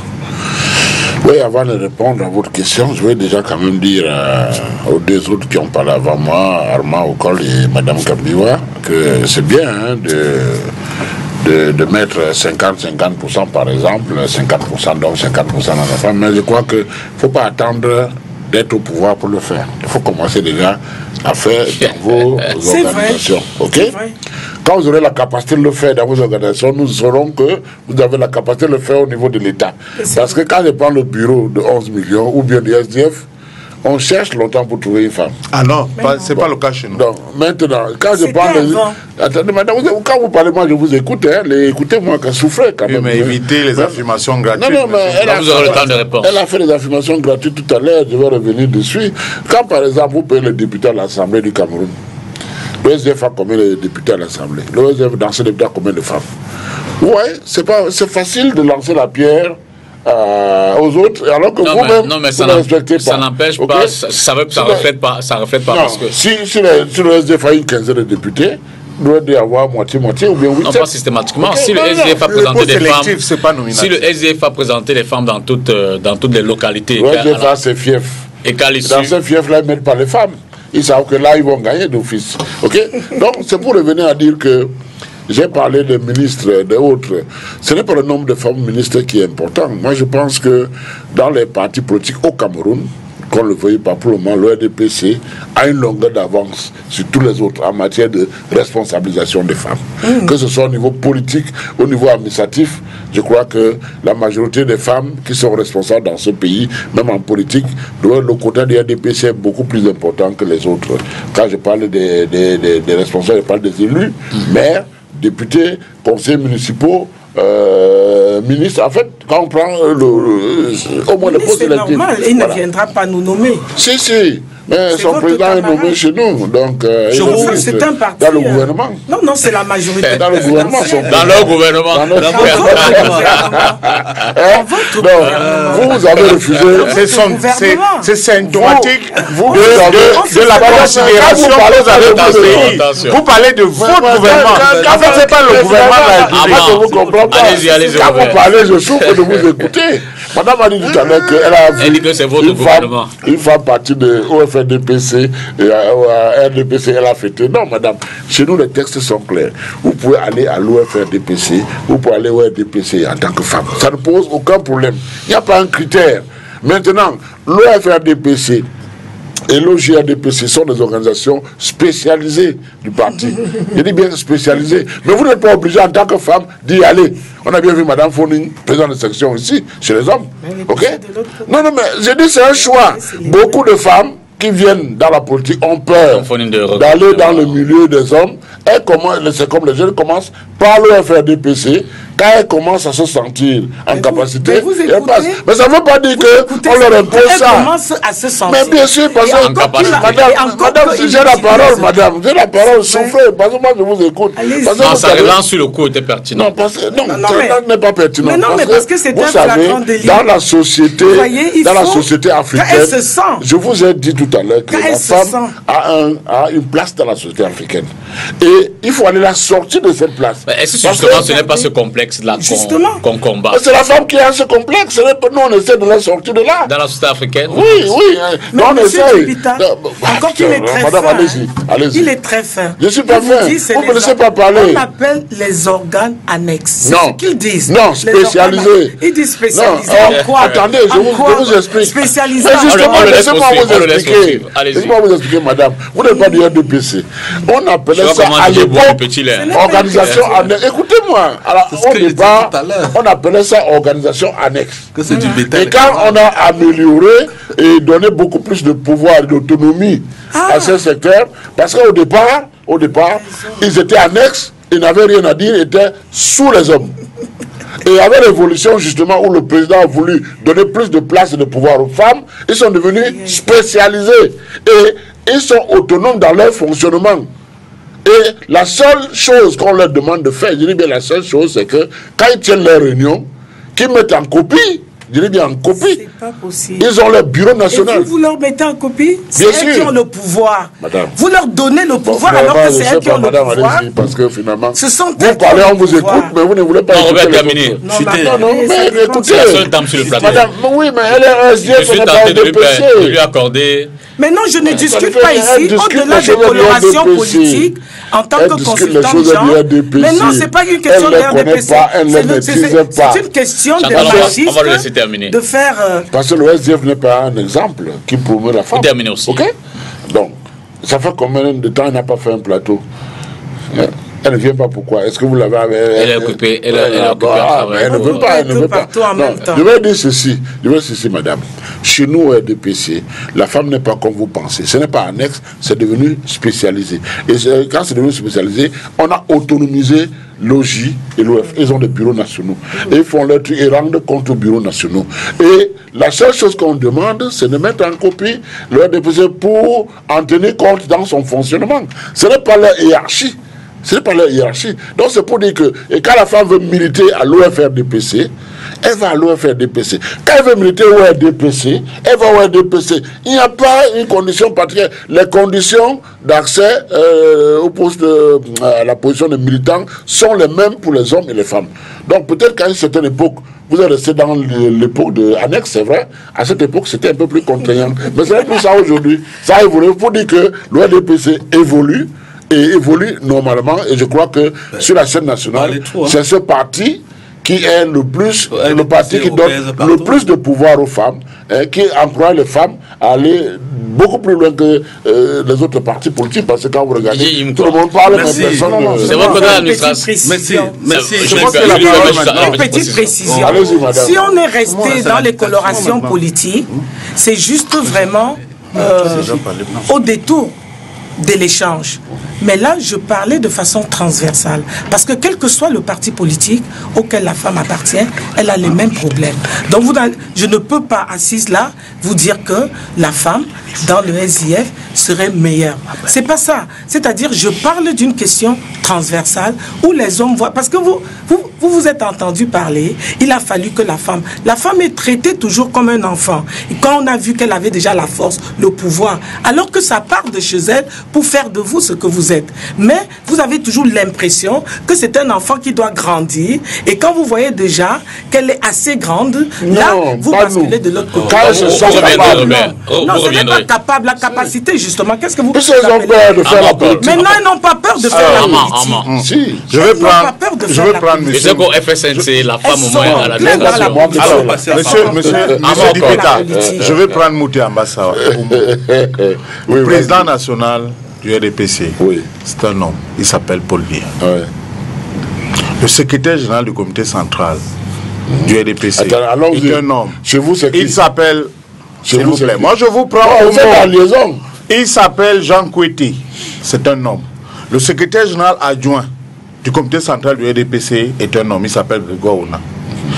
Le président du groupe parlementaire à l'Assemblée nationale s'appelle Bernard Ndongo Isomba, c'est un homme. Le président de l'Assemblée nationale, c'est un poste sélectif, c'est un homme. Il s'appelle Kavayi Djibril. Le président du Sénat est un homme. Il s'appelle Niat Difendi. Le président du groupe parlementaire du Sénat est un homme, il s'appelle Peter Mafani Moussongue. Le secrétaire national. Peter n'est plus là. D'accord, mais c'est un homme. Le secrétaire national à la communication du RDPC, c'est un homme. Il s'appelle professeur, ministre de l'enseignement supérieur. Dites-moi, où se trouvent les femmes dans tout cela? À l'OFRDPC. Arrêtons de le président national de l'OFRDPC. Nous nous adressons pas à des bêtes de panuche. Je dis que nous sommes sur un plateau sérieux. Il y a des gens qui nous écoutent à la maison. Et ne faites pas la démagogie tout simplement parce que vous voulez plaire. Dites les choses telles qu'elles sont. Monsieur vous n'arrive pas à cacher. C'est la vérité. Il faut changer. Il faut changer. Il a terminé. Vous allez répondre. Il a terminé. Il pose la question. Laissez-moi réagir. Non. Pour qu'ils comprennent, il a cité un certain nombre. Je veux parler. Une seconde. Didier, je vous en prie. Vous aurez le temps. Ok, vous comprenez. Nous, vous avez pris au RDPC, je prends mon parti. Mais nous avons une direction nationale de l'OFRDPC. C'est de ça que nous nous plaignons. Attendez, mais vous laissez que je vous explique. Vous avez cité les hommes, le président national, le secrétaire général et tout ça. Il y a un bureau national des femmes, présidé par Mme Yaou. Mais vous dites bureau des femmes, on ne peut retrouver là-bas que des femmes. Sauf s'il y a des hommes dans le bureau national. C'est le bureau des hommes. Bah voilà, mais c'est de ça que je parlais, M. Mouté. Est-ce que vous vous rendez compte? Je disais que vous vous en... Du crime de lèse-majesté. Pas que je vous explique. Mais M. Mouté Ambassa, est-ce que vous vous rendez compte? Non, je me rends bien compte. C'est vous qui ne comprenez pas. De lèse-majesté. C'est vous qui ne comprenez pas. Laissez-le prendre en une minute et puis Didier va finalement prendre la parole. Pas en une minute, parce qu'il passe le temps. Je dis ceci. Mais je n'ai pas encore parlé. Quand les autres parlent, vous ne dites rien, M. Yves, quoi. Non, allez-y, Robert. Donc, les femmes ont leur bureau national. Et il n'y a que les femmes, il n'y a même pas un homme là-bas, ok? Les hommes ont leur bureau, mais ça c'est votre conception, madame. Non, c'est la conception de l'approche genre. Non, l'approche genre ne veut rien dire. Vous la mettez là comme ça, là. Laissez-moi vous dire. Ça ne veut rien dire, l'approche genre. Non, ça ne veut rien dire. Dans les politiques, je veux dire ceci, on a un bureau national composé que de femmes. On a un bureau des ordres RDPC composé que de femmes. Merci. En 2019, nous devons... Madame Kabiwa, je vous en prie. S'il vous plaît, Majesté. Didier, allez-y. Merci, madame. Je voudrais J'ai suivi mes 3 prédécesseurs. Non, pour répondre aux questions. Il n'y en a pas. Je veux sa réaction. Je voudrais convoquer un philosophe français ici qui m'a beaucoup fasciné dans sa façon d'analyser les questions politiques. C'est Michel Foucault. Michel Foucault a parlé de la biopolitique. C'est-à-dire cette façon de promouvoir les hommes aux dépens des intérêts des collectivités. Je suis un peu... C'est même horripilant de ma part de dire qu'on peut promouvoir la gente féminine à travers des postes. Madame, vous connaissez le gros des femmes? C'est en zone rurale. On peut nommer 60 femmes ministres. Tous ces concepts, genre, parité, c'est des concepts qui collent aux sociétés judéo-chrétiennes, à la société africaine. Ça, je parle en convoquant Cheikh Anta Diop. C'est les sociétés de phallocratie où l'homme est le dominant, mais pas le prédateur. Merci de le comprendre ainsi. Il faut faire la différence. Là, c'est normal, vous êtes l'écologiste qui parle. La phallocratie, la domination de l'homme, ça ne veut pas dire que l'homme est le prédateur. Tout à l'heure, Armand, lorsque je disais que en politique, dans le champ politique, la femme est considérée comme le bétail électoral, c'est un constat. C'est une analyse politologique. Ça ne fait pas de moi un sexiste. Je suis militant écologiste. C'est l'humanisme qui oriente mes actions. Donc je ne peux pas être un sexiste. C'est ce que je vois. Voyez-vous, ce que nous demandons, ce que nous exigeons, c'est la formation des femmes. La biopolitique a des limites. Parce que les hommes... Le professeur Mono Ndiana, pas du tout, le professeur Mono Ndiana a fait une publication sur la biopolitique. Il a dit que c'est une démarche vivace. C'est un Camerounais. Ça nous mène nulle part, madame.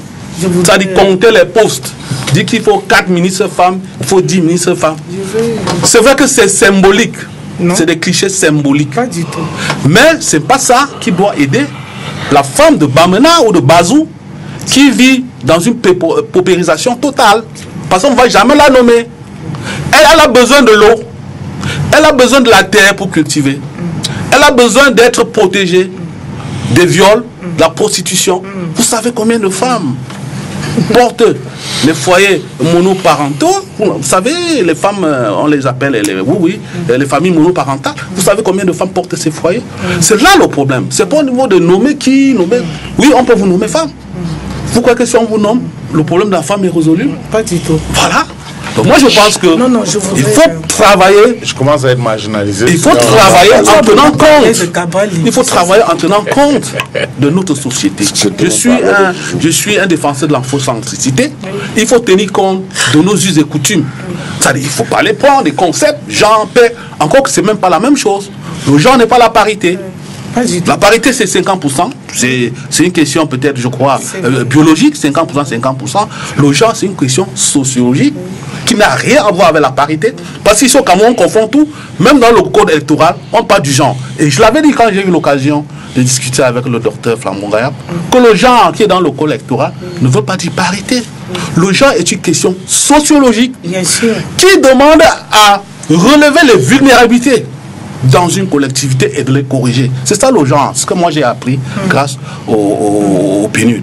C'est ça le genre. Le genre n'est pas la parité. Or tout ça c'est des concepts importés, comme on importe les thèmes du 8 mars, on nous emballe avec, on ne comprend rien. Non, la femme a besoin d'être encadrée, la femme a besoin d'être formée, parce que comme je l'ai dit à l'entame de cette émission, le peuple a besoin de deux choses. La liberté et le bien-être. Avant de vous relancer, je voudrais quand même préciser que le FSN, c'est l'un des rares partis qui compte dans son directoire, dans son administration, dans la gouvernance de son administration une femme. Non, je ne voulais pas paraître narcissique. Je voudrais dire bonsoir à Jeanne Soga, qui est secrétaire générale de ce parti. Je crois que ça n'existe nulle part d'ailleurs. Mais ils n'ont qu'une femme. Nous avons 2 femmes. Non, ils ont plusieurs femmes, mais je veux dire qu'on a fait confiance à une femme. La présidente nationale. Nous avons une la différence avec eux, c'est que c'est dans la structure dirigeante du parti. Madame Tchonte, dans la gestion du parti, elle est Madame Tchonte, attendez, elle est secrétaire nationale. De quoi? Allez voir. Non, je peux vous dire ce qu'elle est. Madame Tchent est secrétaire à l'environnement et à l'écologie. Elle n'a jamais produit un papier. Pour faire simple. Elle est dans le bureau du l'écologie au ADPC. Jean Soga c'est autre chose. Jean Soga est au FSNC. Ce que Jean Cuit est député. Voilà, c'est pas la même chose. C'est pas la même chose, député. Tu ne peux pas comparer Rolls-Royce avec un 70 quand même. Non, je vous dis. Les alliés de ce soir, c'est. Écoutez, ce qui est. Monsieur Dipita Tongo. Oui, allez-y. Parce que je ne peux pas laisser dire à monsieur Yimkwa, surtout habillé comme il est, ce qu'il vient de dire. Parce que c'est très grave. Je voudrais, monsieur Yimkwa, vous dire que je suis une princesse et une reine. Vous comprenez? Donc je travaille avec les femmes de mon village et des villages environnants, sur le terrain. Il vous a dit, c'est d'ailleurs pour ça que vous ne me voyez pas tout le temps, parce que je suis sur le terrain, on ne peut pas être partout. Ce que vous dites est terriblement grave, parce que c'est ça, justement, à force de le dire, on a cru que nos sociétés ne donnaient pas la place aux femmes, tout est importé. Non, tout n'est pas importé. Je vais vous prendre un exemple. On a vu, j'évolue en même temps dans une association des reines, sans publicité aucune, qui travaille avec les rois et les notables pour améliorer les traditions, comme vous dites, sans les détruire, sans les abandonner, mais en les améliorant pour enlever au sein de ces traditions tout ce qui est violent, humiliant et dégradant pour la femme. Parce que justement, on s'est rendu compte... C'est mieux pas pour la femme seulement, parce que les hommes aussi, il y a des choses dégradantes pour les hommes aussi. Donc. Ben oui, bon, c'est souvent la femme qui subit le plus. Donc, par exemple, dans les rites du veuvage, ça c'est un exemple concret. Parce que ce qu'il vient de dire, ça veut tout simplement dire que il est bien vrai qu'on est de l'opposition, mais il y a des textes et des conventions que notre pays ratifie. C'est justement pour ça qu'on se bat. C'est parce que ces conventions et ces lois que vous croyez importées ne sont pas appliquées. Le protocole de Maputo, ce n'est pas un truc inventé par les Blancs. Ce sont nos chefs d'État africains. Les Africains, assis ensemble, ont réfléchi et ont compris que tant que nous n'allons pas retirer ça, c'est-à-dire les grossesses, les mariages précoces et forcés, réduire le temps où la fille va rester à l'école, tant que les mamans vont continuer à rester à la maison sans aller même à l'école sous l'arbre, parce qu'elles ne sont pas comme elles sont, parce qu'elles sont bêtes. C'est tout simplement parce que les discriminations et les violences les ont mis à l'écart du système scolaire. Et aujourd'hui, cette société qui les a mises à l'écart leur en demande trop. Regardez nos codes. On dit, pour être député ou maire, il faut savoir lire ou écrire l'anglais ou le français. Même si c'est l'anglais ou le français, des personnes qui construisent des églises, qui construisent des grands foyers. Vous voyez souvent des femmes dans nos villages, comme vous étiez en train de dire, qui ont beaucoup trop de potentialité. Ce que nous disons, c'est justement pour que ces femmes-là, à cause de la discrimination, parce qu'elles n'ont pas pu aller à l'école pour parler le français et l'anglais, qu'elles ne soient pas mises à l'écart. Aujourd'hui au Cameroun, les lois qui sont mises là sont en contradiction avec ce que nous voyons sur le terrain. Parce que si ce que on a adopté était mis en pratique, on serait bien. Ces rois, garants de la tradition, s'ils arrivent à améliorer les rites du veuvage, de la pratique du veuvage, ça veut dire que beaucoup d'autres choses peuvent être faites. Aujourd'hui, avec le CIREP, les rois, les chefs de village ont compris qu'il fallait mener les choses autrement pour impliquer la femme. Oui, la femme a besoin d'éducation. Si la femme a besoin d'éducation, si on ne met à des postes de prise de décision que des hommes qui n'ont pas cette vision, parce que ce n'est pas toutes les femmes qui ont cette vision, elles n'en sortiront pas. Si on met des lois où la fille à 14 ans peut aller en mariage sous prétexte qu'il y avait des témoins, ça ce sont des viols organisés. Il faut enlever tout ça. À 14 ans, elle a besoin de se faire parce que la femme, même à 15 ans, ne peut pas voter.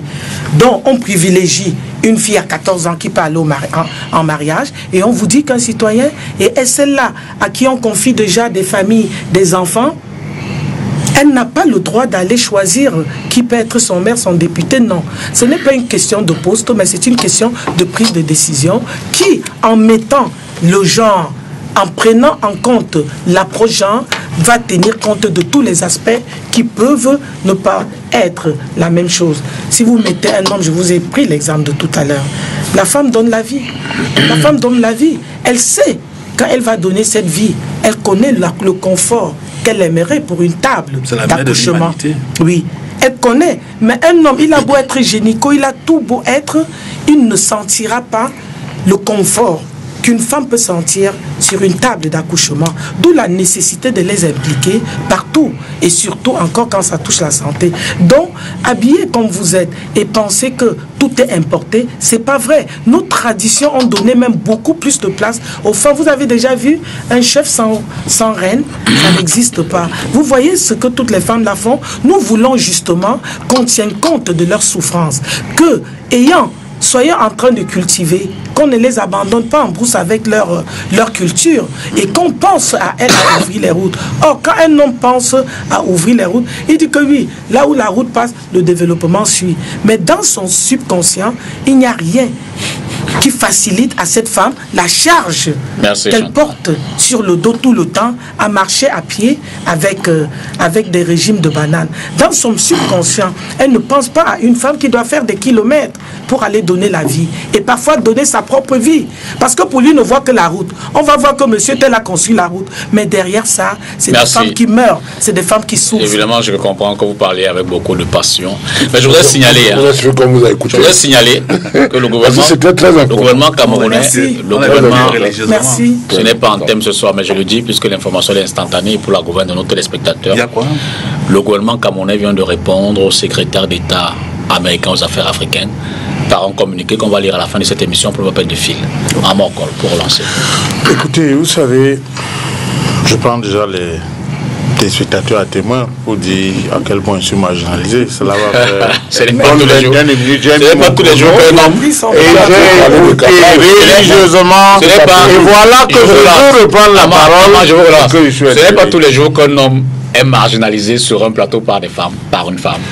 Mais ce n'est que normal, nous sommes en pleine semaine. Nous sommes en pleine semaine des femmes. Donc il ne s'agit nullement d'une marginalisation. C'est pour ça que je m'en plains pas. Voilà. Écoutez, vous savez, la question de la femme au Cameroun passe d'abord par les mentalités. Parce que quand Didier Imko dit, ce monde ne l'a jamais dit. C'est chez eux que c'est le bétail. Quand il dit que ce n'est pas les postes qui peuvent améliorer la condition de la femme, je dis c'est pas vrai. Pour une simple raison. C'est de leur permettre d'être inclus dans les cercles de prise de décision. C'est de ça qu'il est question. La femme comprend mieux les problèmes de la femme que l'homme. C'est inéluctable. Est-ce que vous savez la raison pour laquelle tout à l'heure j'ai convoqué l'histoire?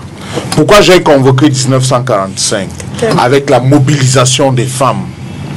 On a vu pour une fois qu'elles ont réussi à faire plier. Les libertés que nous avons aujourd'hui, nous leur devons aussi. Et d'abord, grâce à la femme. C'est de ça qu'il est question. Moi, ce qui me pose problème, c'est que les problèmes de femmes ont aussi malheureusement pour bourreau des femmes également. Pour coller à l'actualité. Et j'ai envie de me poser la question de savoir où est l'humanité invétérée que nous avons au Cameroun. On nous l'a présenté et c'est connu de tout le monde. Madame Chantal Biya, bien qu'étant de l'opposition, je peux lui tirer un coup de chapeau pour ce qu'elle fait dans le cadre de l'humanitaire. Mais est-ce qu'elle est consciente? Est-ce que ces informations lui reviennent? Sait-elle le nombre de femmes qui ont été déplacées dans les régions du nord-ouest et du sud-ouest? Sait-elle le nombre d'enfants déplacés de ce côté? Mais bon Dieu, pourquoi on ne se bouge pas? Pourquoi est-ce que ses conseillers ne lui disent pas d'amener son époux à prendre des décisions qui s'imposent? Pourquoi depuis que nos compatriotes du nord-ouest et du sud-ouest meurent, Madame Chantal Biya, qu'on a vu régulièrement aux côtés. C'est important ce que je lui dis. Permettez-moi quand même de recadrer. Elle n'est pas en responsabilité, Madame Chantal Biya. Ah non, ce n'est pas vrai. Elle n'est pas en responsabilité. Non, vous ne pouvez pas dire qu'elle n'est pas en responsabilité. Alors, je vais vous dire pourquoi elle est en responsabilité. Pourquoi? Qui préside la célébration du 8 mars? Non, c'est le ministre de la promotion de la femme et de la famille. Ah bon? Oui. Alors, elle préside. Mais je vais vous prendre au mot. Alors, c'est le ministre de la promotion de la femme et de la famille qui préside la fête du 8 mars, mais le dernier invité est arrivé. C'est quand même la première. D'accord. C'est l'ordre protocolaire. L'ordre protocolaire détermine le niveau de responsabilité. Non. Si. C'est le position de l'État quand même. Attends. Mais vous êtes contradictoire. Le ministre. Vous dites qu'elle n'a pas de responsabilité. Non, mais écoutez. Sur le protocole. Soyez cohérent. Elle est présidente d'honneur de décès. Prenons même le pire scénario. Quel préside même le 8 mars? C'est un autre parti qui est... Vous savez pourquoi j'ai de la peine à vous suivre? En même temps, vous savez pourquoi moi j'ai de la peine à vous suivre? Allons-y, pourquoi? Ce qu'un coup vous dites, dans l'autre protocolaire, elle ne joue aucun rôle. Et j'ai bien envie de vous suivre. Non, allons dans l'autre protocolaire. Finalement, l'autre protocolaire ne définit pas la responsabilité. Moi, je suis très embêté de deux choses l'une. Oui. Soit elle était invitée d'honneur. Soit vous m'interrompez systématiquement. En même temps, soit vous m'interrompez. En même temps, je vous dis ceci. Je vous dis ceci. Alors, je vais vous montrer en quoi est-ce qu'elle a des responsabilités. Je connais très peu de femmes au Cameroun qui bénéficient de la une à l'ouverture des journaux sur les médias publics. Attendez, mais laissez-moi parler, s'il vous plaît. Je connais très peu de femmes qui ont droit au traitement qu'elle a à Cameroun Tribune. Et je viens de vous prendre le cas de la célébration du 8 mars. Je vous dis, si ce n'est pas elle n'est pas invitée. Elle va présider. Non, écoutez, elle va présider. Mais ceux qui sont en responsabilité vont accorder cela. Alors, c'est difficile de voter les élus par le Camerounais. C'est difficile d'inviter les gens et de ne pas leur donner la possibilité de s'expliquer. Au Cameroun, c'est connu, dans les villages et dans les villes. On vous dit, il y a une dame qui est humaniste, qui est humanitaire, qui a la main sur le cœur. Mais pourquoi ne voulez-vous pas que je convoque le caractère d'influence qu'elle peut jouer sur son époux? Dans le cas d'espèce, je ne suis pas en train de parler de sa responsabilité ou de la responsabilisation qu'elle a sur le plan étatique. Je parle de l'influence qu'on a, qu'elle a. Et en tant qu'épouse, mais bon Dieu, mais depuis non, je veux dire c'est simple. Vous avez des problèmes qu'on parle la première dame? Non, du tout. Si tel est le cas, j'arrête de parler. J'ai besoin de cadrage aussi, vous le savez. Est-ce que je veux dire, quelle que soit l'influence qu'elle a, à la fin de la journée, c'est pas elle qui décide. D'accord. Donc elle ne rendra pas compte. Voilà. Elle ne rend pas compte de son influence. Ça, c'est je ne parle pas de rendre compte. Je vous parle de ce qu'elle a régulièrement fait et qui force l'admiration des personnes comme moi. Je laisse la première dame parce que vraisemblablement, ça vous pose un problème. Quelle que soit la dame que vous mais où est passée Madame le ministre de la promotion de la femme et de la famille? Par contre, la responsabilité. Pourquoi depuis que des femmes, parce que dans le conflit du nord-ouest et du sud-ouest, dans le conflit de Boko Haram dans l'extrême nord, ceux qui souffrent en premier, ce sont les femmes, ce sont les enfants. Mais dites-moi, pourquoi est-ce que Madame la ministre, avec le dispositif sécuritaire que certains ministres ont bénéficié, n'est pas allé palper du doigt, se rendre compte de la difficulté qu'il y a de ce côté-là? C'est en responsabilité. Mais je n'ai pas dit que la première dame est en responsabilité, mais je vous ai dit en tant qu'épouse, elle peut jouer un rôle. Je ne sera pas. Je vous... Elle joue ça chaque jour, mais tu le sais pas. Tant que dans notre société, et tant que dans notre société, on n'a pas compris l'urgence, l'importance d'accorder à la femme un rôle prépondérant. Parce que quand Didier Imkwa dit sur ce plateau, ce n'est pas en confiant des responsabilités aux dames qu'on aura résolu les problèmes de femmes, je dis non. Pourquoi on les confie aux hommes? Alors, est-ce que la question centrale, c'est ici, c'est quoi? La femme a-t-elle la compétence? Je crois que la réponse coule de source, oui, elle a la compétence. Alors, si la femme a la compétence, pourquoi est-ce que à elle, on confie des responsabilités moindres qu'à l'homme? D'ailleurs, c'est la question de fin en mot de sortie. Permettez, madame, je voudrais vous donner la parole en dernier. Surtout que nous sommes déjà... Non, c'est pour le cas... Ah d'accord, allez-y, et puis vous reviendrez donc pour le mot de la fin. Parce que c'est trop facile. Tout à l'heure, je vous disais, à la fin, on demande où est la femme. Absolument. Alors qu'on ne l'a impliquée nulle part. Vous avez vu la ministre dans ces commissions qu'on a mis pour la résolution de la paix? Vous ne l'avez pas vu. C'est une personne qui est nommée et parfois, nous travaillons souvent de façon transversale sur la question de la paix et des femmes dans ces conflits-là, à travers ONU Femmes. On l'a vu beaucoup, elle a intervenu. Même l'élaboration du plan de la résolution 1325, la ministre était là, mais au finish. Vous l'avez vu dans une commission, mais ce n'est pas elle qui va se nommer là-dedans. Et je m'insurge. Oui, mais c'est pas, donc ce n'est pas à elle à demander. Il faut dire pourquoi on ne l'a pas mise en mission. Dans des zones de conflit, pour y aller. Vous avez vu comment le ministre des Sports était barricadé la dernière fois. La barricade autant. Mais il faut d'abord qu'on la mette en mission. En guise de mot de la fin, Chantal. Oui. En guise de mot de la fin, vous direz plus de responsabilité aux femmes, une interpellation. Aussi de responsabilité aux femmes. Et ça, dans le cadre dans lequel le Cameroun est aujourd'hui, on ne s'en sortira pas si on continue à laisser la femme de côté. La paix et la sécurité, la femme est au cœur de la paix et de la sécurité. Merci. Même au moment de regarder, ce n'est pas pour relancer le débat, même lorsqu'on cherchait qui est Boko Haram, qui ne l'est pas, qui est ceci, qui ne l'est pas, la femme connaît si son mari l'est, et sait si son fils l'est. L'exclure du système, l'exclure du processus de paix est une faute lourde. Merci. Qui pèse sur tout le monde. Quoi. Si les femmes se décident d'être demain, le troisième président de la République sera une femme. Parce qu'elles sont les plus nombreuses en termes de normes, de qualité. Pourquoi elles ne peuvent pas se décider? Là, c'est la question. Moi, je pense que le problème de femmes, comme je l'ai dit tantôt, elle est la mère de l'humanité. Le problème de femmes, c'est le problème de l'humanité, donc c'est le problème de tout le monde. Et ce que nous voulons, ce que nous recherchons, c'est qu'elles soient encadrées, c'est qu'elles soient formées et c'est qu'elles soient éduquées. Voyez-vous, on ne nomme pas au poste politique par rapport au sexe. La nomination au poste politique dépend de beaucoup d'autres déterminants qui n'ont rien à voir avec le sexe. Le chef d'État, qui est le seul qui a le pouvoir de nommer, sait pourquoi ils nomme X ou Y. Donc moi je pense qu'il faut sortir de ce piège de la biopolitique et puis s'engager sur des voies durables. Robert Moutamassa. Oui, la question. Un mot de la fin. Sur l'implication de la femme dans les crises, dans les sujets sociopolitiques. Moi, je suis de ceux qui pensent qu'il faut faire confiance à la femme, vous comprenez? Et on doit donner...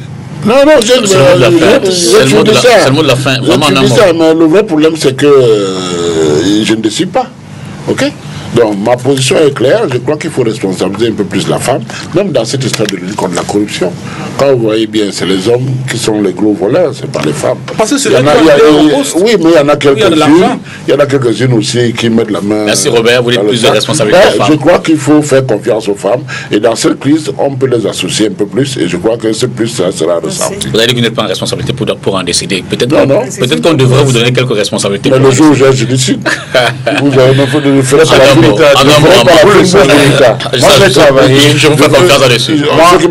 j'ai travaillé sous une femme. Cette femme s'appelle Dinali, il s'est connu. Absolument. Je n'avais pas en face de moi une femme.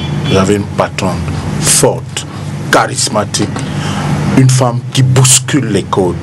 Une femme qui ne se sent pas femme, mais qui se sent responsable d'entreprise. J'ai beaucoup appris auprès de cette dame. Parce que elle ne se mettait pas dans la peau de je suis une femme et dans le secteur d'activité qui est le mien, il n'y a que les hommes en face.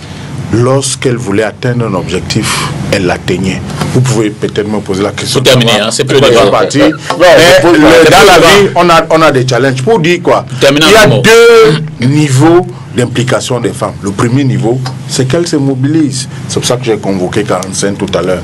Parce qu'en 45, elles se sont Expliquez plus. Et elles sont plus nombreuses. Si elles se Le deuxième niveau, mobilisent, sachant le rôle qu'elles jouent dans la société, elles sont capables d'influer un certain nombre de décisions.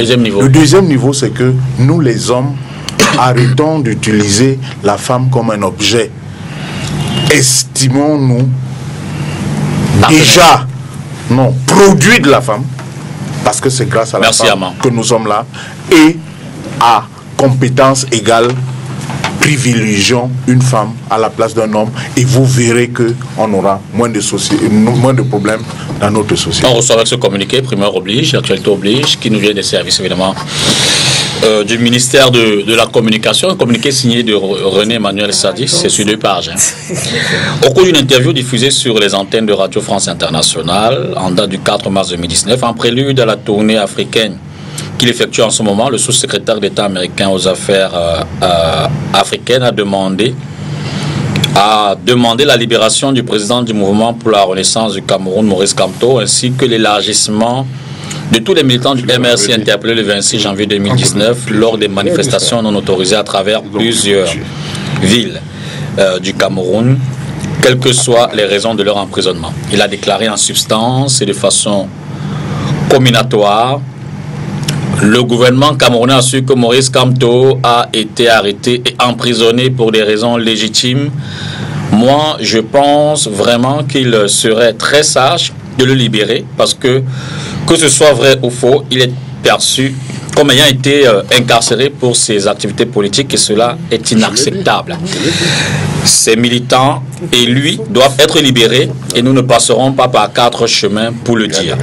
En outre, s'agissant de la situation dans le nord-ouest et le sud-ouest, le responsable américain a indiqué qu'il incitera les autorités camerounaises à être plus sérieuses dans leur gestion de la crise anglophone. Il a poursuivi en précisant que les mesures symboliques prises jusqu'à présent ne suffisent pas pour résoudre cette crise extrêmement grave à ses yeux.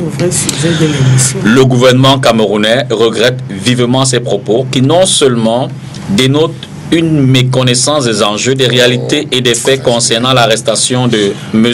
Kamto et nombre de ses partisans, ainsi que la situation dans les régions du nord-ouest et du sud-ouest, mais aussi trahissent une grave velléité d'émission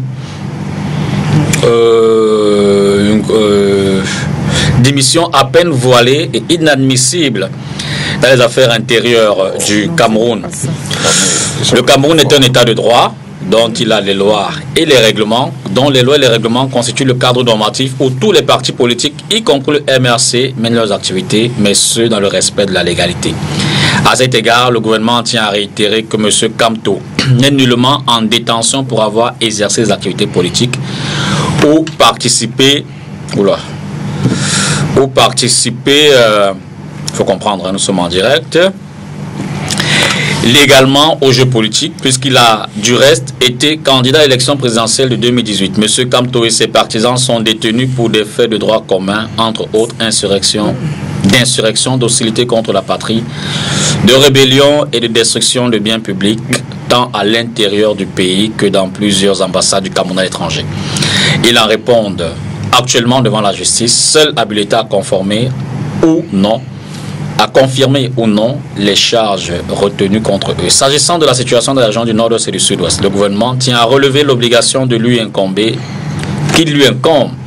d'assumer pleinement ses responsabilités régaliennes en mettant tout en œuvre pour préserver l'intégrité territoriale du Cameroun, de même que la sécurité des personnes et des biens face à des rebelles sécessionnistes hors la loi qui sèment la terreur et la désolation, commettant d'inqualifiables atrocités que nul ne saurait tolérer. Par ailleurs, il convient de souligner que toutes les mesures sécuritaires prises par le gouvernement soient jusqu'à date conformes aux conventions internationales en matière des droits humains qui prévoient des exceptions lorsque l'ordre public et la paix sont menacés. Pour autant, le gouvernement a apporté des réponses appropriées à toutes les revendications initiales, qu'elles soient d'ordre politique ou socio-économique et culturel, en tenant dûment compte de nos précieux acquis et intérêts supérieurs à la nation.